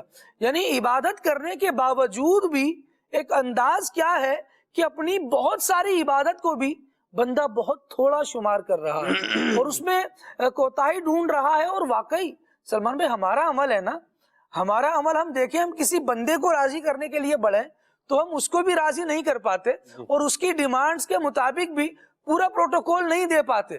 اللہ تبارک و تعالیٰ کی طرف سے جو عبادات فرض ہوئی، ہم یہ کیسے گمان کر لیتے ہیں کہ ہم نے اس کی شان کے لائق کام کر لیا ہے۔ چلیں یہ گمان نہیں کرتے تو کم از کم یہ بات تو دل میں آنی چاہیے نا کہ میرے مولا جیسی تیری شان ہے، جیسے تیرے احکامات تھے، کما حقہ اس پر ہم نے عمل کیا نہیں ہے۔ ہاں تیری رحمت سے امید رہے تو بڑی بات ہے۔ جب بندہ کسی کی رحمت کی امید کرتا ہے تو ایک سوال یہاں پر میں ریز کرنا چاہوں گا، مدنی چینل کے ناظرین بھی اس پر خوب غور کریں کہ جب ہم کسی کی رحمت کی امید کرتے ہیں، کسی سے انعام ملنے کی امید کرتے ہیں، سوچتے ہیں کہ یہاں سے مجھے ریوارڈ ملے گا، تو اس کے قریب جانے کی کوشش کرتے ہیں یا اس سے دور بھاگتے ہیں؟ قریب جانے کو یقیناً اس کے قریب جانے کی کوشش کرتے ہیں. تو پھر اللہ تبارک و تعالیٰ کے معاملے میں، آخرت کے معاملے میں، عبادت کے معاملے میں ہمارا یہ طرز عمل کیوں ہو جاتا ہے کہ امید تو یہ رکھتے ہیں اللہ بخش دے گا، اللہ معاف فرما دے گا، اللہ تبارک و تعالیٰ جزائیں عطا فرمائے گا. ٹھیک ہے، بہت اچھی آس لگائی ہے، تو پھر جو اتنا کچھ عطا فرمائے گا ذرا دوڑ کر اس کے پاس بھی تو بھاگا جائے، دوڑ کر اس کے پاس بھی تو پہنچا جائے. اللہ تبارک و تعالیٰ ہمیں توفیق خیر عطا فرمائے. آمین. لیکن اہل اللہ کا جو انداز ہے نا سلمان بھائی، وہ یہی بتاتے ہیں کہ جناب والا اللہ تبارک و تعالیٰ کی جو عبادت کی بھی ہے نا اسے تھوڑا جانا جائے، اور جو غفلت رہ گئی ہے اسے بہت بڑا جانا جائے. سرکار اعلیٰ حضرت رحمۃ اللہ تعالی علیہ فرماتے ہیں، رضا آہ کہ یوں سہل کٹیں جرم کے ساتھ، دو گھڑی کی بھی عبادت تو برس جانے دو. یہ وہ ہیں جن کے شب و روز اللہ تبارک و تعالیٰ کے دین کی خدمت میں گزرے، لیکن اس کے باوجود کہتے ہیں دو گھڑی کی بھی عبادت تو برس جانے دو. ہم نے دو گھڑی عبادت کر کے بھی یہ سمجھا کہ 2 برس سے میں عبادت کر رہا ہوں، تو یہ ہماری کیسی سوچ ہے. اپنے آپ کو بھی بندہ ملامت کرے. اور یہاں پر ایک روایت عرض کرنا چاہوں گا. حضرت عبداللہ ابن مسعود رضی اللہ تعالیٰ عنہ فرماتے ہیں کہ مومن اپنے گناہوں کو ایسے خیال کرتا ہے جیسے وہ پہاڑ کے نیچے بیٹھا ہے اور پہاڑ اس کے اوپر گرنے والا ہے. اللہ ہمیں یہ فکر عطا فرمائے. جی، کافر وہ کیا کرتا ہے، وہ اپنے گناہوں کو ایسے شمار کرتا ہے، ایسے خیال کرتا ہے جیسے مکھی تھی اس کے ناک کے پاس سے گزر گئی. اللہ تبارک و تعالی ہمیں سوچ عطا فرمائے، ہم اپنے گناہوں کو زیادہ، نیکیوں کو تھوڑا جان کر اللہ تبارک و تعالی کی بارگاہ کی طرف لو لگانے والے. سبحان اللہ. حسن اللہ خان رحمۃ اللہ علیہ فرماتے ہیں، میرے اعمال سیاہ نے کیا جینا دو بھر، مشکل کر دیا جینا. اعمال سیاہ نے، میرے برے کاموں نے. حالانکہ یہ وہ لوگ ہیں جو اللہ رسول کی اطاعت میں زندگی گزار رہے ہیں، لوگوں کو اسی جانب لے کر کے آ رہے ہیں. میرے اعمال سیاہ نے کیا جینا دو بھر، زہر کھاتا تیرے ارشاد نے کھانے نہ دیا، زہر کھاتا تیرے ارشاد نے کھانے نہ دیا. اللہ تعالیٰ ہمیں اپنے اعمال کا محاسبہ کرنے کی توفیق عطا فرمائے، اپنی خامیوں کو خود ہی نوٹ کر کے ان کو دور کرنے کی اللہ ہمیں توفیق عطا فرمائے. آمین. کالز بھی لیں گے، میسیجز بھی لیں گے، اور انشاءاللہ الکریم آگے بھی بڑھیں گے. جی، محمد شعبان قادری عرض کر رہا ہوں جی، قصور سے. تو ماشاءاللہ ابھی نعت شریف چل رہی تھی، سون رب دی مدینے دا دربار بڑا سونا ماشاءاللہ. محمد علی ظہوری قصوری صاحب ہمارے ہی شہر سے ہیں. بڑا مزہ آیا کہ دعوت اسلامی نے جناب جو ہے نا اس سلسلے کو برقرار رکھا ہوا ہے. اللہ پاک سلامت رکھے الیاس قادری صاحب کو اور ان کی ساری ٹیم کو. اللہ پاک آپ کو بھی خوش رکھے. بہت بہت شکریہ جناب.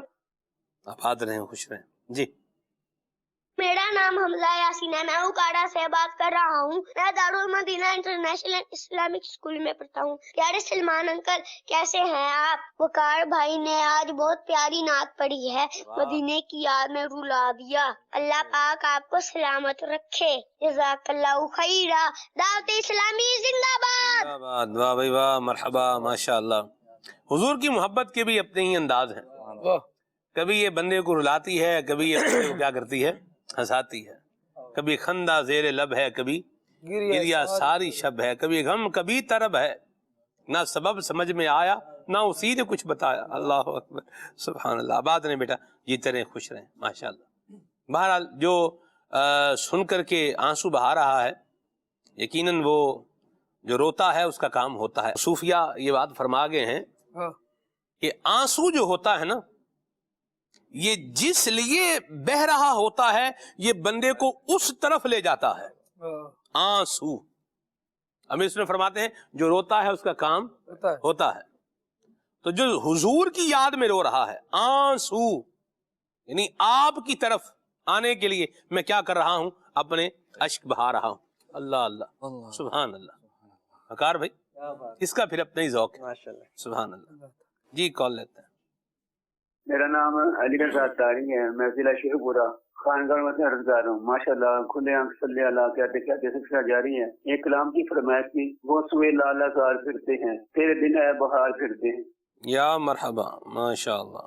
جی میرا نام حافظ محمد فتح اللہ قادری اتاری ہے. میں اکاڑا سے عرض کر رہا ہوں. آج آپ نے بڑا زبردست پروگرام کے اندر کلام پڑھا. اللہ تعالی ہمارے نعت خان اسلامی بھائی کو بار بار بلکہ ہزار بار میٹھے مدینے کی بعد اب حاضری نصیب فرمائے اور انہیں اسی طرح عشق مصطفیٰ میں ڈوب کر کلام پڑھنے کی توفیق عطا فرمائے. آج کا موضوع بھی آپ کا بڑا زبردست ہے.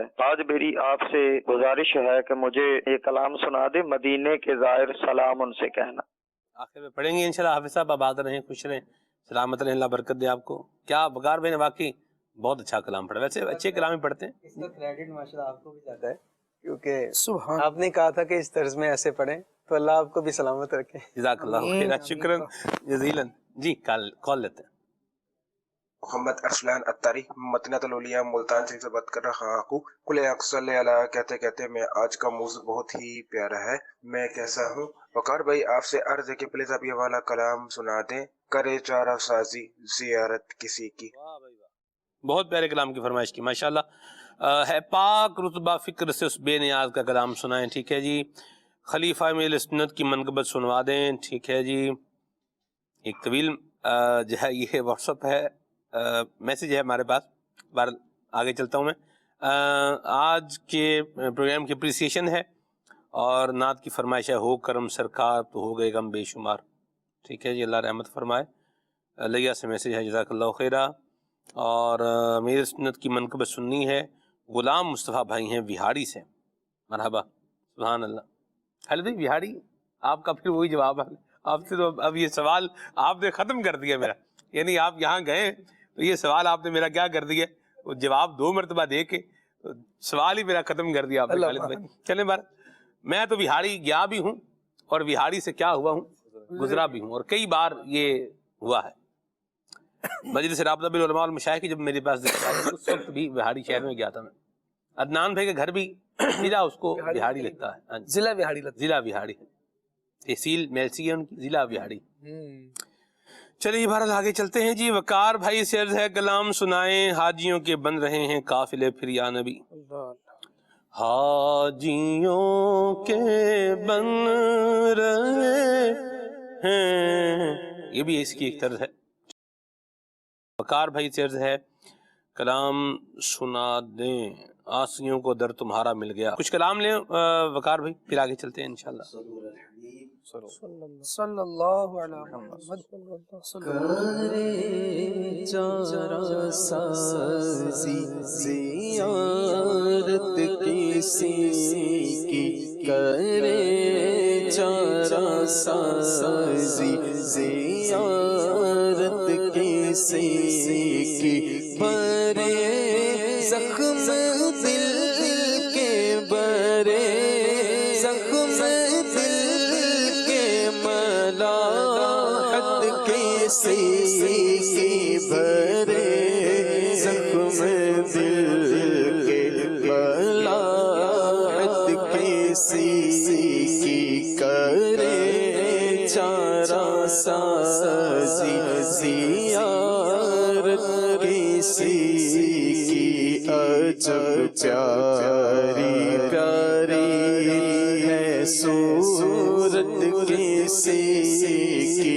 عجب پیاری پیاری ہے صورت کسی کی. ہمیں کیا خدا کو ہمیں کیا خدا کو ہے الفت کسی کی. ہمیں کیا خدا کو ہے الفت کسی کی. ابھی پار ہو ڈوبنے والے بیڑے. ابھی پار ہو ڈوبنے والے بیڑے.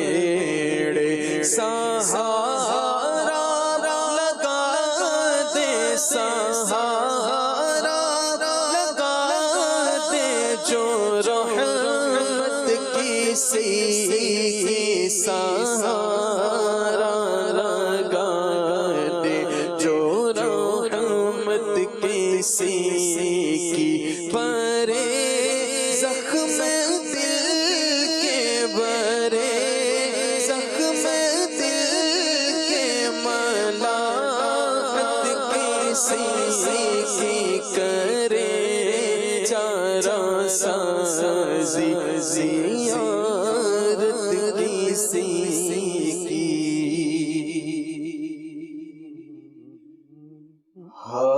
حاجیوں کے بن رہے ہیں قافلے پھر یا نبی، حاجیوں کے بن رہے ہیں قافلے پھر یا نبی، پھر نظر میں پھر گئے حج کے مناظر یا نبی، پھر نظر میں پھر گئے حج کے مناظر یا نبی، حاجیوں کے بن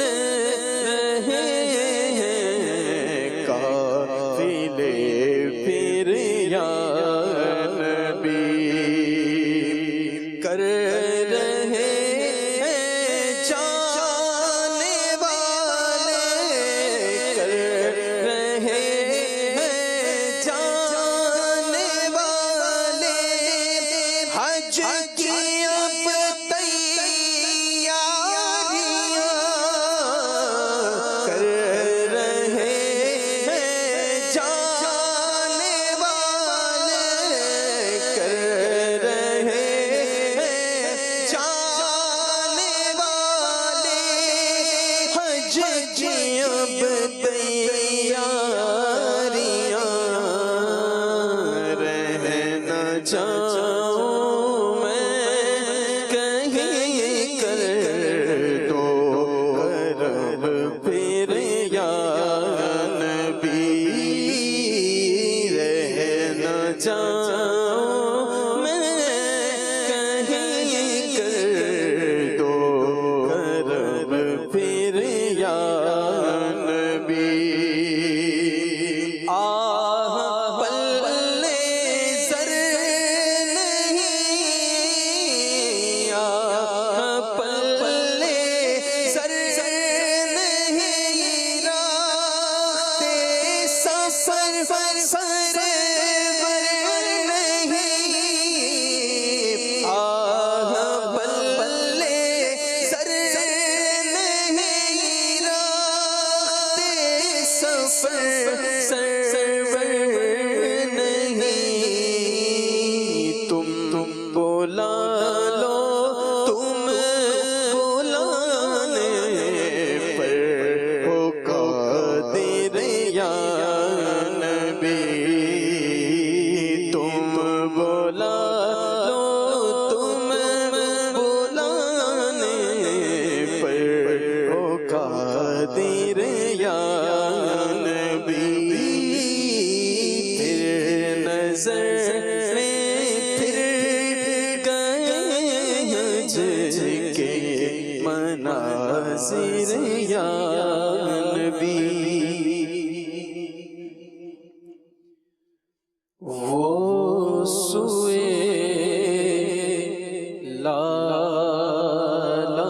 لالازار پھرتے ہیں، وہ سوئے لالازار پھرتے ہیں، تیرے دن اے بہار پھرتے ہیں، پھرتے ہیں تیرے دن اے بہار پھرتے ہیں، وہ سوئے زار پھرتے ہیں اس گلی کا گدا ہوں میں جس میں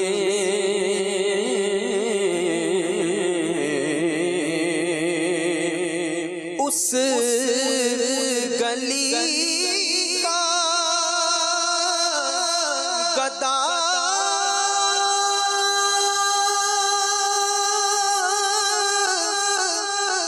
گدا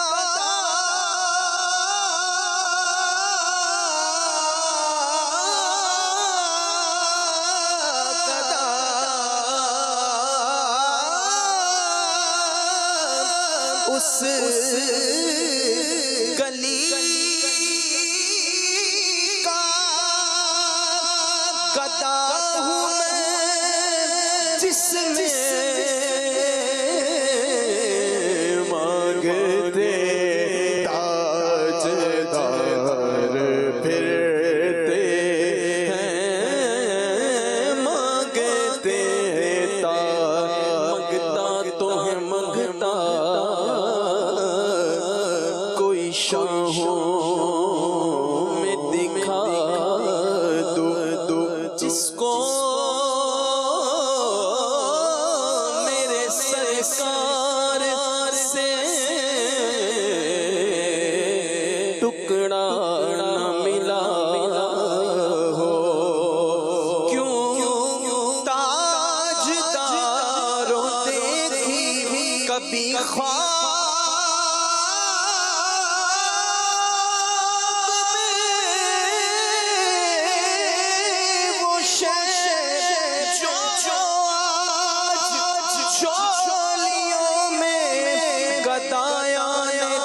کی ہے بس مانگتے تاجدار پھرتے ہیں وہ سوئے لازار پھرتے ہیں کوئی کیوں پوچھے تیری بات رضا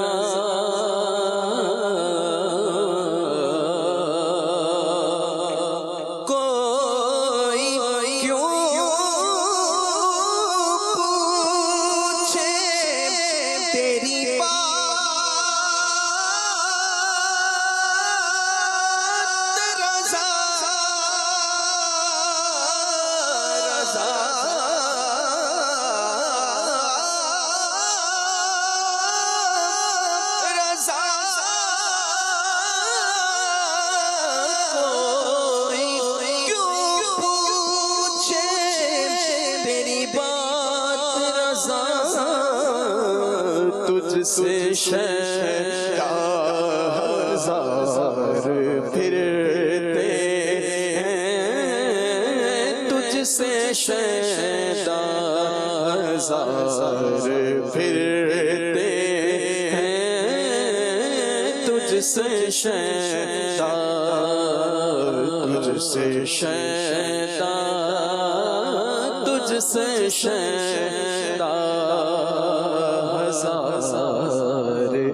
پھرتے ہیں. سبحان اللہ. اللہ تعالیٰ نبی کریم صلی اللہ علیہ وسلم کے دربار کی بعد بحاضری نصیب فرمائے. اور کلام ماشاءاللہ مکار بھائی نے پڑھا ہے، بڑا مقبول بارگاہ رسالت یہ کلام ہے.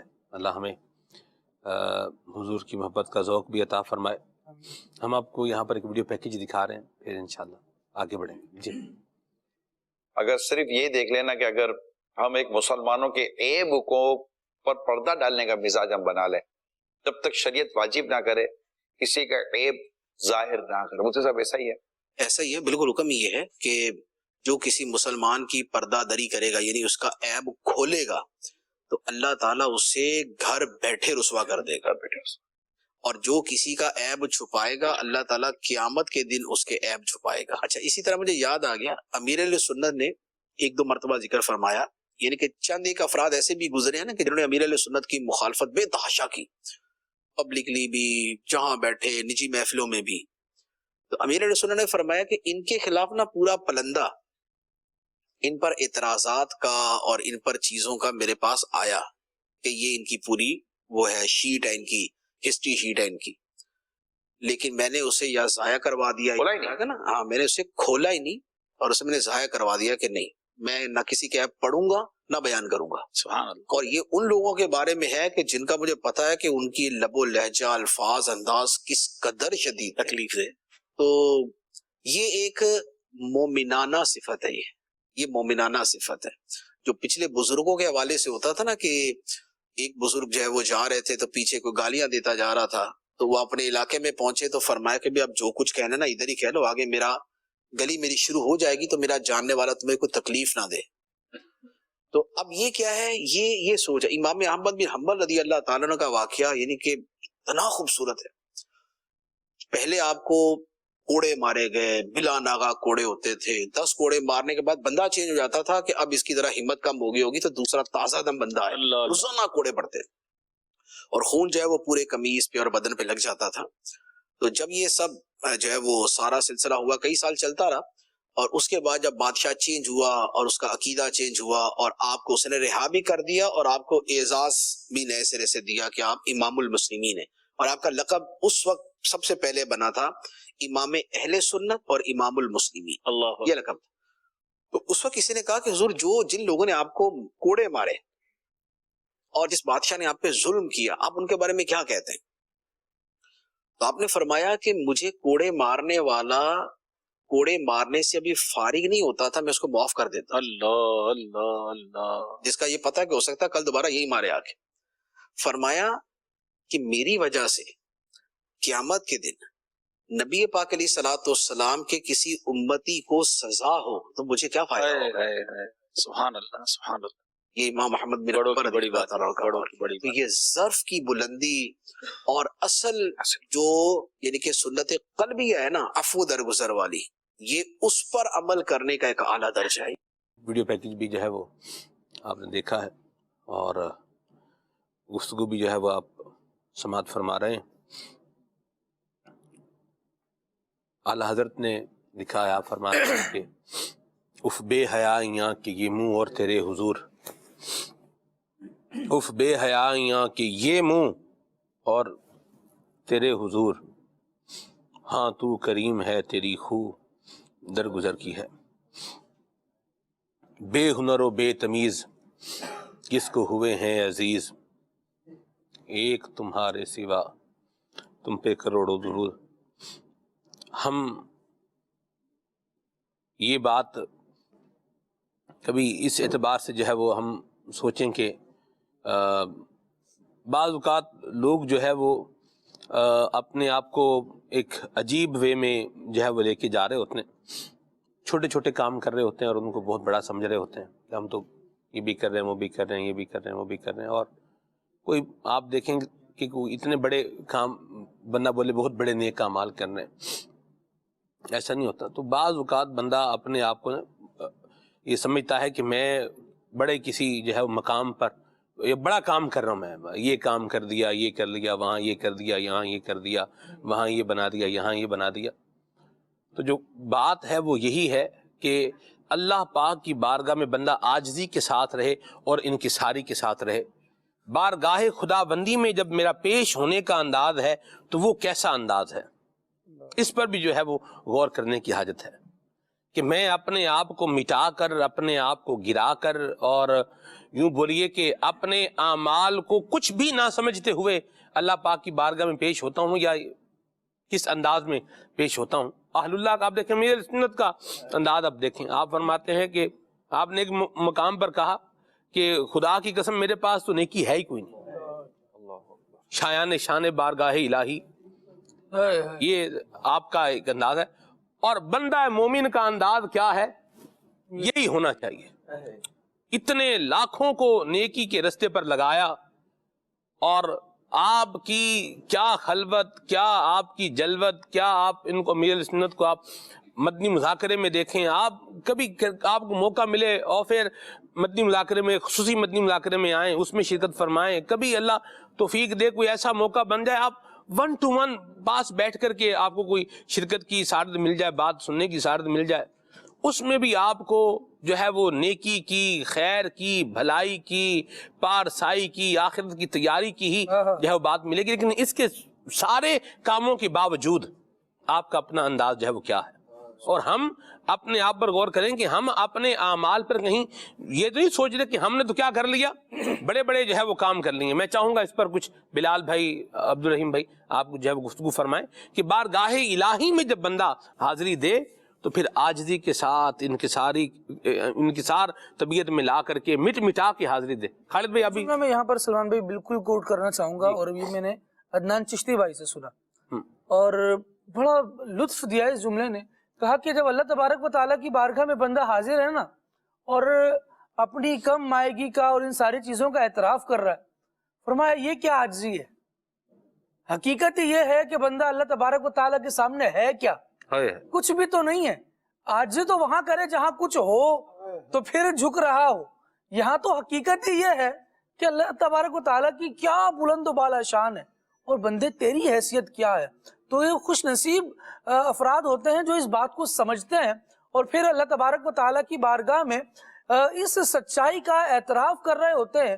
اگرچہ دنیا والوں کے نزدیک، کیونکہ وہ اللہ تبارک و تعالیٰ کے نیک بندے ہوتے ہیں، اہل اللہ ہوتے ہیں، اور ان کے نزدیک تو ان کا بڑا مقام ہوتا ہے، لیکن اللہ تبارک و تعالیٰ کی تو شان ہی عظیم ہے نا. آپ ذرا دیکھیے کہ رب العالمین جل وعلا کے نیک بندوں کا انداز کیا ہوتا ہے اور مومنین کے اوصاف کیا ہیں. حضرت حسن بصری رحمۃ اللہ تعالی نے فرمایا کہ مومن جو ہے نا ہمیشہ وہ اپنے آپ کو جھڑکتا رہتا ہے، یہ کیا کیا، یہ کیوں کیا، یہ کس لیے کیا. فرمایا جبکہ کافر کا انداز یہ نہیں ہوتا، بلکہ اس کا حال تو یہ ہوتا ہے کہ بس زندگی گزر رہی ہے تو گزرے ہی جا رہی ہے، جو جی میں آیا کر لیا، جو سامنے آیا کھا لیا، جو چاہا وہ پہن لیا. جبکہ مومن ایک ایک معاملے پر اللہ تبارک و تعالیٰ کی بارگاہ میں اپنے آپ کو جواب دہ متصور کرتا ہے اور کہتا ہے کہ یہ کیوں کیا اور یہ کیوں نہ کیا. تو یہ والے انداز الحمدللہ اہل اللہ کے ہوتے ہیں، اللہ والوں کے ہوتے ہیں، جو اللہ تبارک و تعالیٰ کی بارگاہ میں یوں ہی لو لگا کے رکھتے ہیں کہ میرے مولا میں تو کچھ بھی نہیں ہوں، دراصل تو نے زندگی عطا فرمائی ہے، تو نے شان عطا فرمائی ہے اور تو نے کچھ کرنے کے قابل کیا ہے تو ہوا ہے، ورنہ میری حیثیت کیا تھی.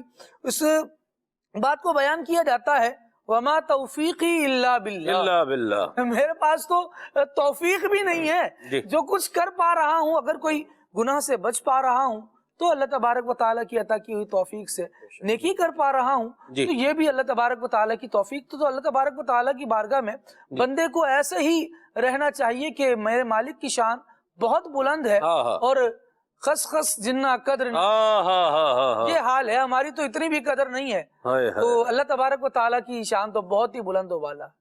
مجھے خاک میں ملا کے میری خاک بھی اڑا دے، مجھے خاک میں ملا کے میری خاک بھی اڑا دے، تیرے نام پر مٹا ہوں مجھے کیا غرض نشان سے، تیرے نام پر تیرے نام پر تیرے نام پر مٹا ہوں مجھے کیا غرض نشان سے. بے نشانوں کا نشان مٹتا نہیں، مٹتے مٹتے نام ہو ہی جائے گا. اللہ تعالی ہمیں یہ بارگاہ الہی کی حاضری کا یہ ذوق عطا فرمائے. اور اس اعتبار سے بھی آپ دیکھیں کہ اللہ پاک کی بارگاہ میں حاضر ہونے کے اعتبار سے میں کیسا ہوں، کس اعتبار سے، کس کیفیت کے ساتھ جاتا ہوں، کس ذوق کے ساتھ جاتا ہوں، اور پھر کس شے کا سوالی بن کے جاتا ہوں. इस पर भी गौर करें। मदनी चैनल के नाज़रीन, अल्हम्दुलिल्लाह रब्बिल आलमीन, अल्लाह पाक का बड़ा फजल है, बड़ा करम है। दावत इस्लामी को अल्लाह तबारक व तआला ने बहुत सारे जो है वो नेक अफराद से, मुबल्लिगीन से, दीन की खिदमत करने वालों से जो है वो नवाजा है। शेख तरीक़त अमीर सुन्नत की तरबियत का फैज़ असर है। और आज हमारे प्रोग्राम के अंदर अभी इस वक्त जो है वो स्पेशलिटी है हमारे एक ज़बरदस्त मुबल्लिग दावत इस्लामी हज़रत मुबल्लिग इस्लाम हज़रत मौलाना मोहम्मद उस्मान अत्तारी मदनी ज़ीदा मजदहू मलावी से आपका ताल्लुक़ है। माशाल्लाह प्रोग्राम में हमारे साथ जो है वो मौजूद हैं। अस्सलामु अलैकुम व रहमतुल्लाहि व बरकातुहू। माशाल्लाह खालिद भाई, उस्मान भाई, माशाल्लाहुल करीम, कई गैर मुस्लिमों को दीन इस्लाम की तरफ लाने वाले। अस्सलामु अलैकुम व रहमतुल्लाहि व बरकातुहू। कैसे उस्मान भाई, खैरियत से हैं? माशाल्लाह, मरहबा, खुशामदीद, अल्लाह बरकत अता फरमाए आप। जिन मुबल्लिगीन से मैं इंस्पायर हूँ ना खालिद भाई, मदनी चैनल इंग्लिश की नशरियात में किसी ज़माने में जो है वो देखता रहा हूँ, तो माशाल्लाह उस्मान भाई जो हैं उन मुबल्लिगीन में से हैं। माशाल्लाह, अल्लाह पाक इनको जो है वो रहमत के साए में रखे। और आज हम इनसे भी इंशाअल्लाह करीम बात करेंगे, हमारे साथ हैं। उस्मान भाई कैसे हैं आप? ये तो देखिए फॉर्मल सा सवाल है और जब भी आप कहीं जाएं ये तो जो है पूछा ही जाता है, कैसे हैं आप, क्या कहेंगे? अल्हम्दुलिल्लाह अला कुल्ली हाल। माशाल्लाह, आप की तो इंग्लिश की भी क्या ही बात है, तो उर्दू भी अपनी मिसाल आप है माशाल्लाह। हम उर्दू में ही बात करेंगे इंशाल्लाह। बहरहाल आप इंग्लिश में भी कुछ फरमाना चाहें तो नाज़रीन के लिए मरहबा। उस्मान भाई माशाल्लाह इंग्लिश मदनी चैनल पर जो है वो प्रोग्राम्स भी जो है वो करते हैं। और माशाल्लाहुल करीम एक इनके पैकेजेस आपने भी देखे होंगे, दावत इस्लामी के सोशल मीडिया पेजेस पर भी देखे होंगे कि गैर मुस्लिमों की एक तादाद है जो दीन इस्लाम की तरफ जो है वो रागिब हो रही है। मैं चाहूँगा उस्मान भाई कुछ ये इस हवाले से आप जो है वो गुफ्तगू फरमाएं कि दावत इस्लामी मलावी में बिलखुसूस और इस तरह से साउथ अफ्रीका में जो गैर मुस्लिमों को दीन इस्लाम की रोशनी से जो है वो रोशनास कर रही है, दीन इस्लाम की नेमत से उनको हमकिनार कर रही है, इस पर भी कुछ रोशनी डालें कि क्या है, क्या इसका सिलसिला कार है, कितने लोग जो है वो इस तरह से आते हैं और फिर जब वो इस्लाम ले आते हैं तो फिर उनके इसके बाद उनके लिए क्या जो है वो लाया है अमल है, इस बारे में कुछ इरशाद फरमाएं। अल्हम्दुलिल्लाह, दावत इस्लामी बैनुल अक़वामी इंटरनेशनल तहरीक है और इसका नाम ही इसकी तारीफ है, इंट्रोडक्शन है। वाह, दावत इस्लामी, इस्लाम की दावत, सुभान अल्लाह। और ये जो काम है दावत इस्लामी का कि गैर मुस्लिम इस्लाम की तरफ राग़िब होते हैं, तो ये वाकई अपने आप में एक कमाल है। क्योंकि एक तो सिचुएशन वो होती है कि जहाँ पर हमें जाना पड़ता है और बताना पड़ता है, कुछ सवालात और कन्फ्यूजन्स अगर हों तो उन्हें दूर करना पड़ता है और इस्लाम की तालीमात बतानी पड़ती है। और एक सिचुएशन वो होती है जहाँ लोग खुद से आते हैं, वाह, कि हमें इस्लाम कबूल करना है। जहाँ लोग आते हैं, पूछते हैं, अच्छा सिंपल थिंग्स, जैसे कि बाज़ औक़ात हम सोचते हैं ना कि अमीर अहले सुन्नत दामद बरकातुहुल आलिया मतलब हमसे इतनी अपेरेंटली सिंपल चीज़ें करवा रहे होते हैं। जैसे कि नर्सरी में जब हम छोटे बच्चे थे हमें राइम्स सिखाए जाते, पोएट्री वगैरह सिखाई जाती, तो जैसे कि हर साहब ये नबी जन्नती जन्नती, यहाँ पर बड़े बड़े नारे लगा रहे हैं। तो मुझे अपनी और सारी दुनिया के लोगों की इस्लाह की कोशिश करनी है, तो क्या वजह है? यानी बड़ों को, मर्द ख़वातीन जितने सबको A to Z ये राइम्स दिए जा रहे हैं। इसकी क्या वजह है? इसकी वजह यही है कि बिल्कुल एक यंग एज से एक फ़लसफ़ा, एक फ़िलॉसफ़ी को अंदर इंस्टॉल कर दिया जाए। जैसे हर साहब ये नबी जन्नती जन्नती, तो यानी वो जो बच्चा नारा लगा रहा है वो जब बड़ा हो जाएगा उसको कोई हिला नहीं सकता, वो क्योंकि बचपन से एक सीड अंदर प्लांट हो चुकी है। माशाल्लाह। तो इसी तरह जब हमारी सिंपल प्रैक्टिसेस लोग देखते हैं कि आप इस अंदाज से बात करते हैं, अच्छा ये जो इमामा आप लोग पहनते हो ये क्यों, इस ऐसे सवालात की वजह से भी लोग अल्हम्दुलिल्लाह इस्लाम की तरफ आए। वाह। अच्छा, एक मरतबा साउथ अफ्रीका में हम थे, तो वहाँ पर गालिबन असर की नमाज का टाइम था और बहुत कम टाइम था और ट्रैफिक बहुत थी, तो वहाँ रास्ते में रुककर हमने कहीं नमाज पढ़ी और बिल्कुल रोड साइड हाईवे पर। तो वहाँ पर जब हमने नमाज पढ़ी तो कुछ लोग वहाँ जमा हो गए कि ये जो आपने अभी किया ये क्या था। पता है, ये नमाज घर जाके भी पढ़ सकते थे, यहाँ की वक्त होता है और उस टाइम फ्रेम में ही पढ़ना। मतलब अगर आप ट्रैवल कर रहे हो, बोले ट्रैवल के तो नमाज माफ थोड़ी है, آپ کو نماز پڑھنی ہوگی بیکاز اللہ تعالیٰ نے ہمیں پیدا کیا ہے, اللہ تعالیٰ نے حکم دیا ہے, تو اللہ تعالیٰ کا حکم ہم چاہے جہاں پر بھی ہو, سفر میں ہو, حضر میں ہو, ہمیں پڑھنا ہے, یہ کرنا ہے. اور بالکل ایزی میتھڈ ہے. آپ نے دیکھا ہوگا ہم نے اس انداز سے کھڑے ہوئے, پھر تھوڑے بینڈ ہوئے, پھر ہم سجدے میں گئے, تھوڑی دیر لگی اور نماز کمپلیٹ, اور اللہ تعالیٰ کا حکم بھی پورا ہو گیا. تو حیران کہتے ہیں کہ آپ کا ایسا نہیں ہے کہ ہفتے میں ایک آدھ دن کرنا ہو یا جب آسانی ہو تب کرنا ہو. تب ہم نے بتایا کہ ہمارا مقصد ہی جو اللہ تعالیٰ نے بیان فرمایا ہے, ہمارا مقصد یہ ہے کہ ہم اللہ تعالیٰ کی عبادت کریں. That's the main purpose of life. تو بڑے متاثر ہوئے اور ان میں سے ایک نے اسلام قبول کر لیا. یا مرحبا. یعنی یہ جو سمپل پریکٹسز ہوتی ہیں نا, ایک بزرگ کے حوالے سے کہ ان کے شہزادے کہیں نیکی کی دعوت کے سلسلے کے لیے جا رہے تھے, تو انہوں نے ایک ایڈوائز لی کہ والد صاحب آپ مجھے بتائیں کہ میں کیا کروں, ایسا میں کیا کروں کہ لوگ اسلام کی طرف مائل ہوں اور نیکی کی دعوت کی طرف آ جائیں. تو ان کے والد صاحب نے ایک تاریخی جملہ کہا. انہوں نے کہا کہ بیٹا کچھ ایسا کرو کہ بولنا کم پڑے. یعنی آپ ایسا نہ ہو کہ آپ کو بول کے انٹروڈیوس کرنا پڑے. آپ کے جو فزیکل اپیئرنس, آپ کا جو انداز, طریقہ کار, وہ سیلف خود کو ایکسپلین کرے, خود اپنی تعریف کرے, انٹروڈکشن یہی بن جائے. انٹروڈکشن خود. مرحبا. الحمدللہ. تو دعوت اسلامی کا شعبہ ہے فیضان اسلام. اور فیضان اسلام کے تحت ملاوی میں, اگر صرف ملاوی کی بات کریں گزشتہ 4.5-5 سالوں کی, تو کم و بیش 16,400 سے زائد افراد نے اسلام قبول کر لیا. سبحان اللہ. اور ایسا نہیں ہے کہ یہ 1, 2, 3 مبلغین سے سٹارٹ ہوا. الحمدللہ شروع میں کچھ اسلامی بھائیوں کے ذریعے سٹارٹ ہوا, اور اب تو الحمدللہ اللہ تعالیٰ کا کرم ایسا ہے کہ جو گزشتہ نان مسلمز تھے اب وہ دعوت اسلامی کے مبلغ ہیں, اور ان کے ذریعے کتنے اسلام قبول. اللہ اکبر. ہمارے جامعۃ المدینہ کی پوری مجلس ملاوی میں اس کے جو نگران ہیں, اور ظاہر یہ شعبہ کافی نیا ہے ہمارے یہاں, اور اس کے جو نگران ہیں اور جامعۃ المدینہ میں جو پڑھاتے ہیں, خود تدریس کر رہے ہیں, اسماعیل مدنی ان کا نام ہے, اور ان کا نام کچھ اور ہوا کرتا تھا. یہ ایک زمانے میں غیر مسلم تھے, اسلام قبول کیا, جامعۃ المدینہ سے انہوں نے فراغت حاصل کی, اور اب جامعۃ المدینہ میں تدریس فرما رہے ہیں. کیا بات. اسی طرح کچھ ہمارے ایسے یہ ہے دعوت اسلامی. الحمدللہ یہ کر رہی ہے آپ کی دعوت اسلامی. سبحان اللہ. جی الحمدللہ. تو اسی طرح کچھ مبلغین ہیں, جیسے ایک ڈاکٹر ہیں, بالکل نوجوان ہیں, اور ہمارے جو بھی آفیشیل کام وغیرہ ہوتے ہیں وہاں پر وہی ہینڈل کر رہے ہوتے ہیں. ان کے ذریعے if I'm not wrong more than 300 people have accepted Islam. صرف وہ ایک اسلامی بھائی کے ذریعے انہوں نے اسلام قبول کیا. ان کا امام حسین رضی اللہ تعالیٰ عنہ کی نسبت سے حسین نام رکھا. پھر ان کی والدہ نے بھی اسلام قبول کر لیا, ان کے بھائی نے بھی اسلام قبول کر لیا. پھر ان کے خاندان میں یہ سارے نام ہیں, محمد حسین, حسن, فاطمہ, علی, اس برکت سے.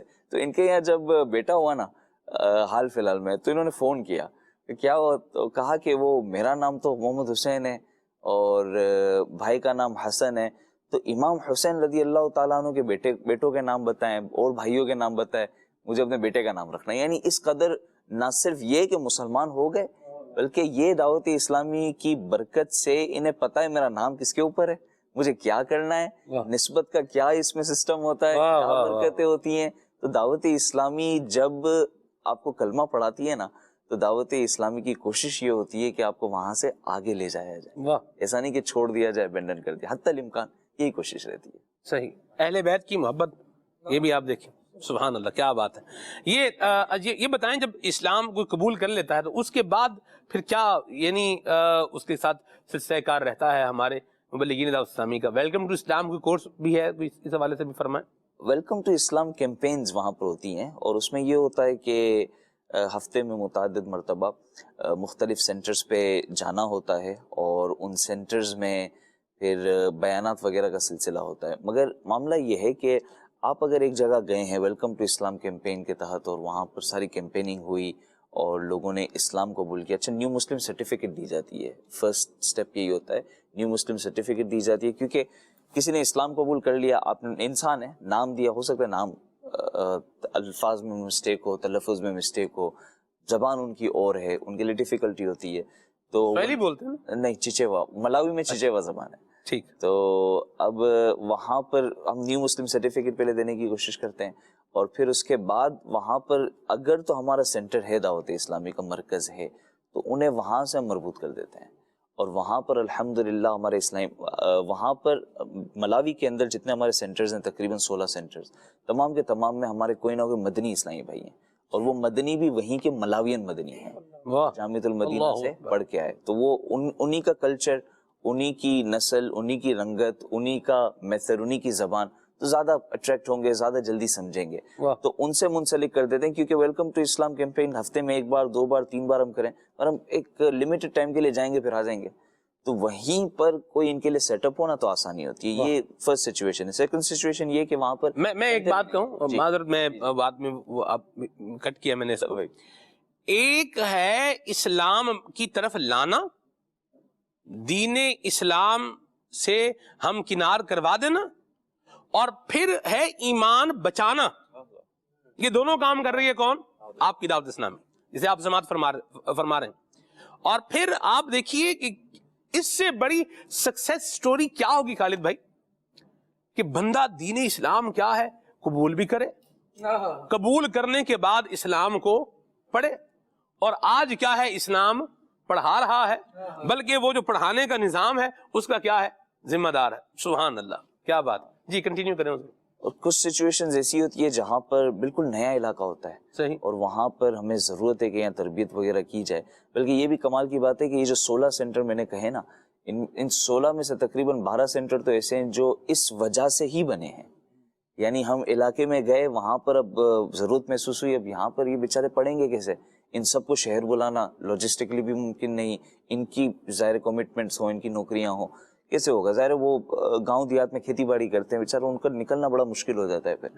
تو اب وہاں پر ہم نے پھر سینٹرز قائم کیے، وہاں قائم کر کے وہاں پر مبلغ کو بٹھا کر پھر وہیں پر پڑھ رہے ہیں۔ کیا بات، الحمدللہ، کیونکہ ان کو تھوڑا اگر روم دے دیں نا آپ، تو ان کا بھی تو فرینڈ سرکل ہے، ظاہر وہ کافی حد تک چیزوں کو چھوڑ دیں گے، عبادتوں کی طرف آ جائیں گے، سیکھنے سکھانے کی طرف آ جائیں گے، پر ان کا خود کا بھی تو فرینڈ سرکل ہے، پرانا فرینڈ سرکل، تو وہ فرینڈز میں ایک پیئر پریشر ہوتا ہے کہ کہاں چلا گیا، کس کے ساتھ چلا گیا، تو یہ وہاں پر بھی ہوتا ہے، یہ تو ہر جگہ کا ہے۔ تو اب وہ ٹیکل کرنے کے لیے بھی انہیں وہ انوائرمنٹ کریٹ کر کے دینا پڑتا ہے۔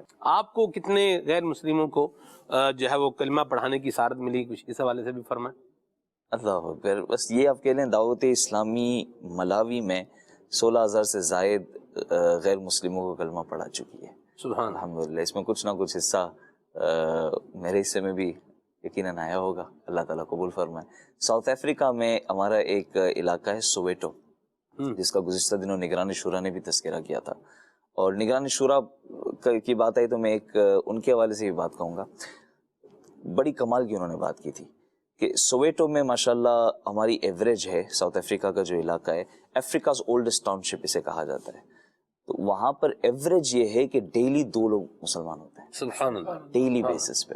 اور وہاں پر فیضان ابو عطار ایک سینٹر قائم ہے، اور ماشاءاللہ ان کی خیر خواہی، اچھا نہ صرف انہیں پڑھانا بلکہ انہیں کھلانا، ان کا خیال رکھنا، رمضان میں باقاعدہ ان کو لانا، ان کے لیے بعض اوقات جب ضرورت ہے ٹرانسپورٹیشن وغیرہ کا انتظام کرنا، خیر خواہی وغیرہ، کوئی بیمار ہو گیا، کسی کا انتقال ہو گیا تو ان کے جنازوں میں جانا، تو ایسے اچھا ہم جس علاقے سے ہم نے بالکل ایٹ فرسٹ ہم نے سٹارٹ کیا تھا ملاوی کے اندر، تو وہاں پر ایک شخص تھا جس نے پھر ہمیں بڑی ہیلپ کی تھی، اور وہ غیر مسلم تھا، انہوں نے بعد میں جا کے بڑی عمر میں اسلام قبول کر لیا۔ ان کے اسلام قبول کرنے کے بعد وہ اس گاؤں کے چیف تھے، اسلام قبول کرنے کے بعد کچھ ہی مہینوں میں انتقال ہو گیا، اور پھر ہم ان کے جنازے میں گئے، الحمدللہ ہم نے ان کا جنازہ پڑھایا، سب کچھ کیا، وہاں لوگ حیران ہو گئے کہ یہ شہر سے خاص اس شخص کے جنازے کے لیے آئے ہیں، مطلب وہ ایک ان ایکسیپٹیبل چیز تھی، ہو کیا رہا ہے، صرف اس بات کو دیکھ کر کئیوں نے اسلام قبول کیا۔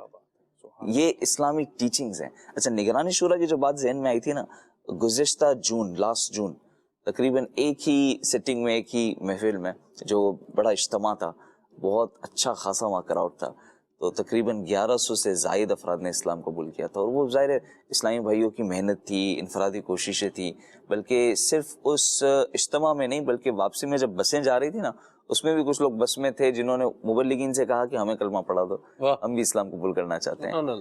تو نگران شورا نے بڑی کمال کی بات کہی تھی کہ مسلمان کرنا اور مسلمان رکھنا ان دو چیزوں کے حوالے سے بعض اوقات ایسا ہوتا ہے کہ ان دو میں سے ہم کسی ایک کو زیادہ امپورٹنس دے رہے ہوتے ہیں، تو انہوں نے سمجھا یہ دونوں ایکولی امپورٹنٹ ہیں. مطلب مثال کے طور پہ اگر تو یہ سوچتے ہوئے کوئی انہیں کلمہ نہ پڑھاتا کہ یہ رکھنا مشکل ہو جائے گا، انہیں مسلمان رکھنا مشکل ہو جائے گا، تو وہ جو بسیں گئی ہیں، اگر تو کلمہ پڑھ کے وہ جو بسیں ڈپارٹ ہوئی ہیں اپنے گاؤں کی طرف جو جا رہی ہیں، ایکسیڈنٹ ہو جاتا سب کے سب مر جاتے ہیں، تو مسلمان ہو کے مرے.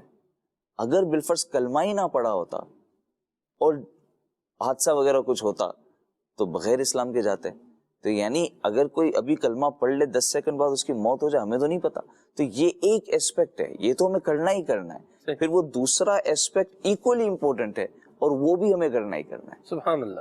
تو one is more important, one is less important. یہ سچویشن ہی بہت امپورٹنٹ والی سچویشن. کیا بات ہے، اور دونوں پر کام ہو رہا ہے. اچھا یہ بتائیے کہ ملاوی کی جیسے ہم جو ہے بات کر رہے ہیں، یہاں دعوت اسلامی کے ویلفیئر ورک کے حوالے سے جو ہے آپ کیا فرمائیں گے؟ جیسے آپ نے فرمایا کہ ان کو جو ہے وہ کھانا بھی پرووائڈ کیا جاتا ہے، اس طرح جو چیزیں وغیرہ ہیں یہ بھی ہے. تو اس کے علاوہ کچھ ارشاد فرمائیں ویلفیئر ورک کے حوالے سے. FGRF اس کے لیے تو پورا شعبہ ہے FGRF. اور FGRF میں تو کہوں گا یہ یقیناً شورا کی جو حکمت عملی ہے، اور اگر اور ایک درجہ آگے چلے جائیں تو امیر اہل سنت کی دور اندیشی ہے کہ یہ سلسلہ جو میرے خیال سے کووڈ کے آس پاس ہی شروع ہوا تھا، اور یہ کتنا مطلب بڑا کیمپین ہو گئی، یہ بہت بڑا سفر ہو گیا ہے کہ افریقہ میں بالخصوص ملاوی میں اگر میں کہوں تو ایسی سچویشن ہے کہ ہر رمضان میں، ہر بقرعید میں ہزاروں ہزار فیملیز کو، جیسے گزشتہ رمضان میں الحمدللہ تقریباً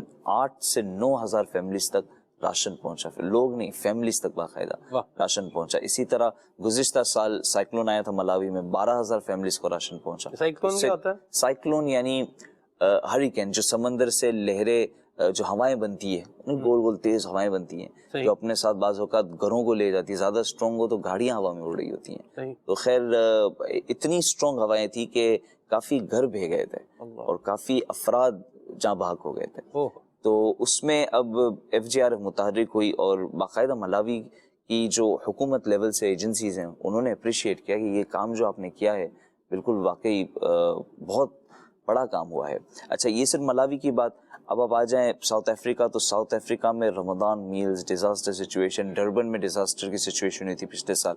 دعوت اسلامی بالکل سر فہرست. ابھی رمضان میں جوہانسبرگ، سوویٹو کے ایریاز میں افطار پیکس، ڈیلی فیڈنگز وغیرہ. اچھا اس کے علاوہ جہاں جہاں مسلمان دکھ میں ہیں، تکلیف میں، مدنی نیوز پہ ہم دیکھتے رہتے ہیں کہ جہاں جہاں ضرورت ہوتی ہے دعوت اسلامی وہاں پر سپورٹ کر رہی ہے. اچھا اس کے علاوہ صرف افریقہ کی بات کریں تو تنزانیہ میں گزشتہ دنوں الحمدللہ بہت بڑے پیمانے پہ راشن کی تقسیم ہوئی. سیری لیون میں الحمدللہ، یہ ویسٹ افریقہ، بہت سے ناظرین ہو سکتا ہے فرسٹ ٹائم یہ کنٹریز کے نام بھی سن رہے ہوں. اچھا اس کے علاوہ کچھ عرصہ پہلے، شاید 3 سے 4 مہینے پہلے، الحمدللہ نائجیریا کے اندر FGRF کے تحت آئی کیمپ لگایا گیا. یعنی بلایا جاتا ہے فری میں آئی چیک اپس وغیرہ کروائے جاتے ہیں، آنکھوں کی دوائیاں وغیرہ دی جاتی. تو بہت بڑا کام ہو رہا ہے. پاکستان تو پاکستان ہے، یہاں پر کتنا کام ہو رہا ہے الحمدللہ. ماشاءاللہ. یہ ہے آپ کی دعوت اسلامی. سبحان اللہ. جو جسمانی ضروریات ہیں ان کو بھی پورا کیا جا رہا ہے، اور جو روحانی ضروریات ہیں ان کو بھی پورا کیا جا رہا ہے. وللہ الحمد. اللہ تعالیٰ امیر اہل سنت کے اس باغ کو مزید بہاریں عطا فرمائے، اور اللہ تعالیٰ امیر اہل سنت کے اس فیضان کو مزید برکتیں عطا فرمائے. اور ہم جو دعوت اسلامی کے ساتھ وابستہ ہیں، اللہ پاک ہمیں وابستہ رہنے کی توفیق عطا فرمائے، اور جو وابستہ نہیں ہیں آئیے آپ بھی دعوت اسلامی کے دینی ماحول سے وابستہ ہو جائیے. دینی کام کرنے والے، اپنے اخلاق کو اچھا بنانے والے، اپنے کردار کو بہتر بنانے والے، جو غیر مسلم ہیں ان کو اسلام کی طرف جو ہے وہ لانے والے بن جائیں. اور جو نبی کریم صلی اللہ علیہ وسلم کی محبت سے محروم ہیں انہیں نبی کریم صلی اللہ علیہ وسلم کی محبت کا ذوق اور شوق دلانے والے بن جائیں، خود لینے والے اور دوسروں کو جو ہے وہ پہنچانے والے. اللہ کریم ہمیں بننے کی توفیق عطا فرمائے.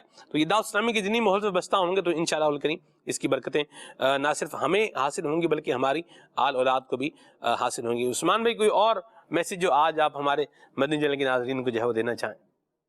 اتنا ہی میسج دوں گا کہ دعوت اسلامی کے ماحول سے وابستہ رہیں، کیونکہ آپ جس فیلڈ سے ہوں، آپ جو کر رہے ہوں، آپ کے پاس ایجوکیشن ڈگری ہے، آپ ڈاکٹری کی فیلڈ سے ہیں، آپ سوشل میڈیا کی فیلڈ سے ہیں، آپ میڈیا کی فیلڈ سے ہیں، آپ انفلوئنسر ہیں، آپ کے پاس کوئی بھی ہنر ہو، کوئی بھی فیلڈ میں آپ ہو جو بھی شریعت کی حدود میں آتا ہے، دعوت اسلامی ہیز گاٹ یو کورڈ. دعوت اسلامی کے پاس ہر وہ چیز ہے جو آپ کی لائکنگ کے مطابق بالکل میچ ہو جائے. تالا چابی کا سسٹم نہیں ہے، دعوت اسلامی نے اس انداز سے پورا ڈیزائن کیا ہوا ہے. There is everything for everyone. کسی کو شرمانا نہیں چاہیے کہ میں نہیں اس فیلڈ سے تعلق رکھتا ہوں میں تو نہیں آ سکتا، میں اس فیلڈ سے تعلق، آپ ڈاکٹر ہیں آپ بھی آ سکتے ہیں، انجینئر ہیں آپ آ سکتے ہیں، آپ سوشل میڈیا پرسن ہیں، ٹریولنگ پرسن ہیں، رائٹر ہیں، جو بھی آپ آ جائیں. اور آپ کو دعوت اسلامی آپ کی ہابی اور آپ کی کوالیفیکیشن کے مطابق پورا ایک ماڈل پریزنٹ کر دے گی کہ اب آپ کو کیا کرنا ہے. یا مرحبا، سبحان اللہ. اللہ تعالی ہمیں نیکیاں کرنے کی توفیق عطا فرمائے، اپنا محاسبہ اور اپنا جائزہ لینے کی توفیق عطا فرمائے، اور اپنی پیاری تحریک دعوت اسلامی کا اللہ ہمیں دست و بازو بننے کی توفیق عطا فرمائے. آمین بجاہ النبی الامین علیہ وعلی آلہ افضل الصلوات والتسلیم. سبحانک اللہم وبحمدک اشہد ان لا الہ الا انت استغفرک واتوب الیک. صلوا علی الحبیب صلی اللہ تعالی علی محمد. مدینے کے زائر سلام ان سے کہنا، مدینے کے زائر سلام ان سے کہنا، تڑپتے ہیں تیرے غلام ان سے کہنا، تڑپتے ہیں تیرے غلام ان سے کہنا. او جب سامنے سبز گنبد تمہارے نہایت عقیدت سے سامن پسارے ہے حاضر تمہارا غلام سے کہنا، مدینے کے زائر سلام ان سے کہنا، بڑی چاہتوں سے ہے اس در کو پایا، بڑی چاہتوں سے ہے اس در کو پایا، پڑا ہی رہوں در نہ چھوٹے تمہارا، نہ جاؤ کا اب تشنہ گام سے کہنا، مدینے کے زائر سلام ان سے کہنا، تڑپتے ہیں تیرے غلام سے کہنا. چلو سیکھیں قرآن و سنت کی باتیں، جو مہکائیں دن اور کرے نور راتیں. کھلے آنکھ صلی علی کہتے کہتے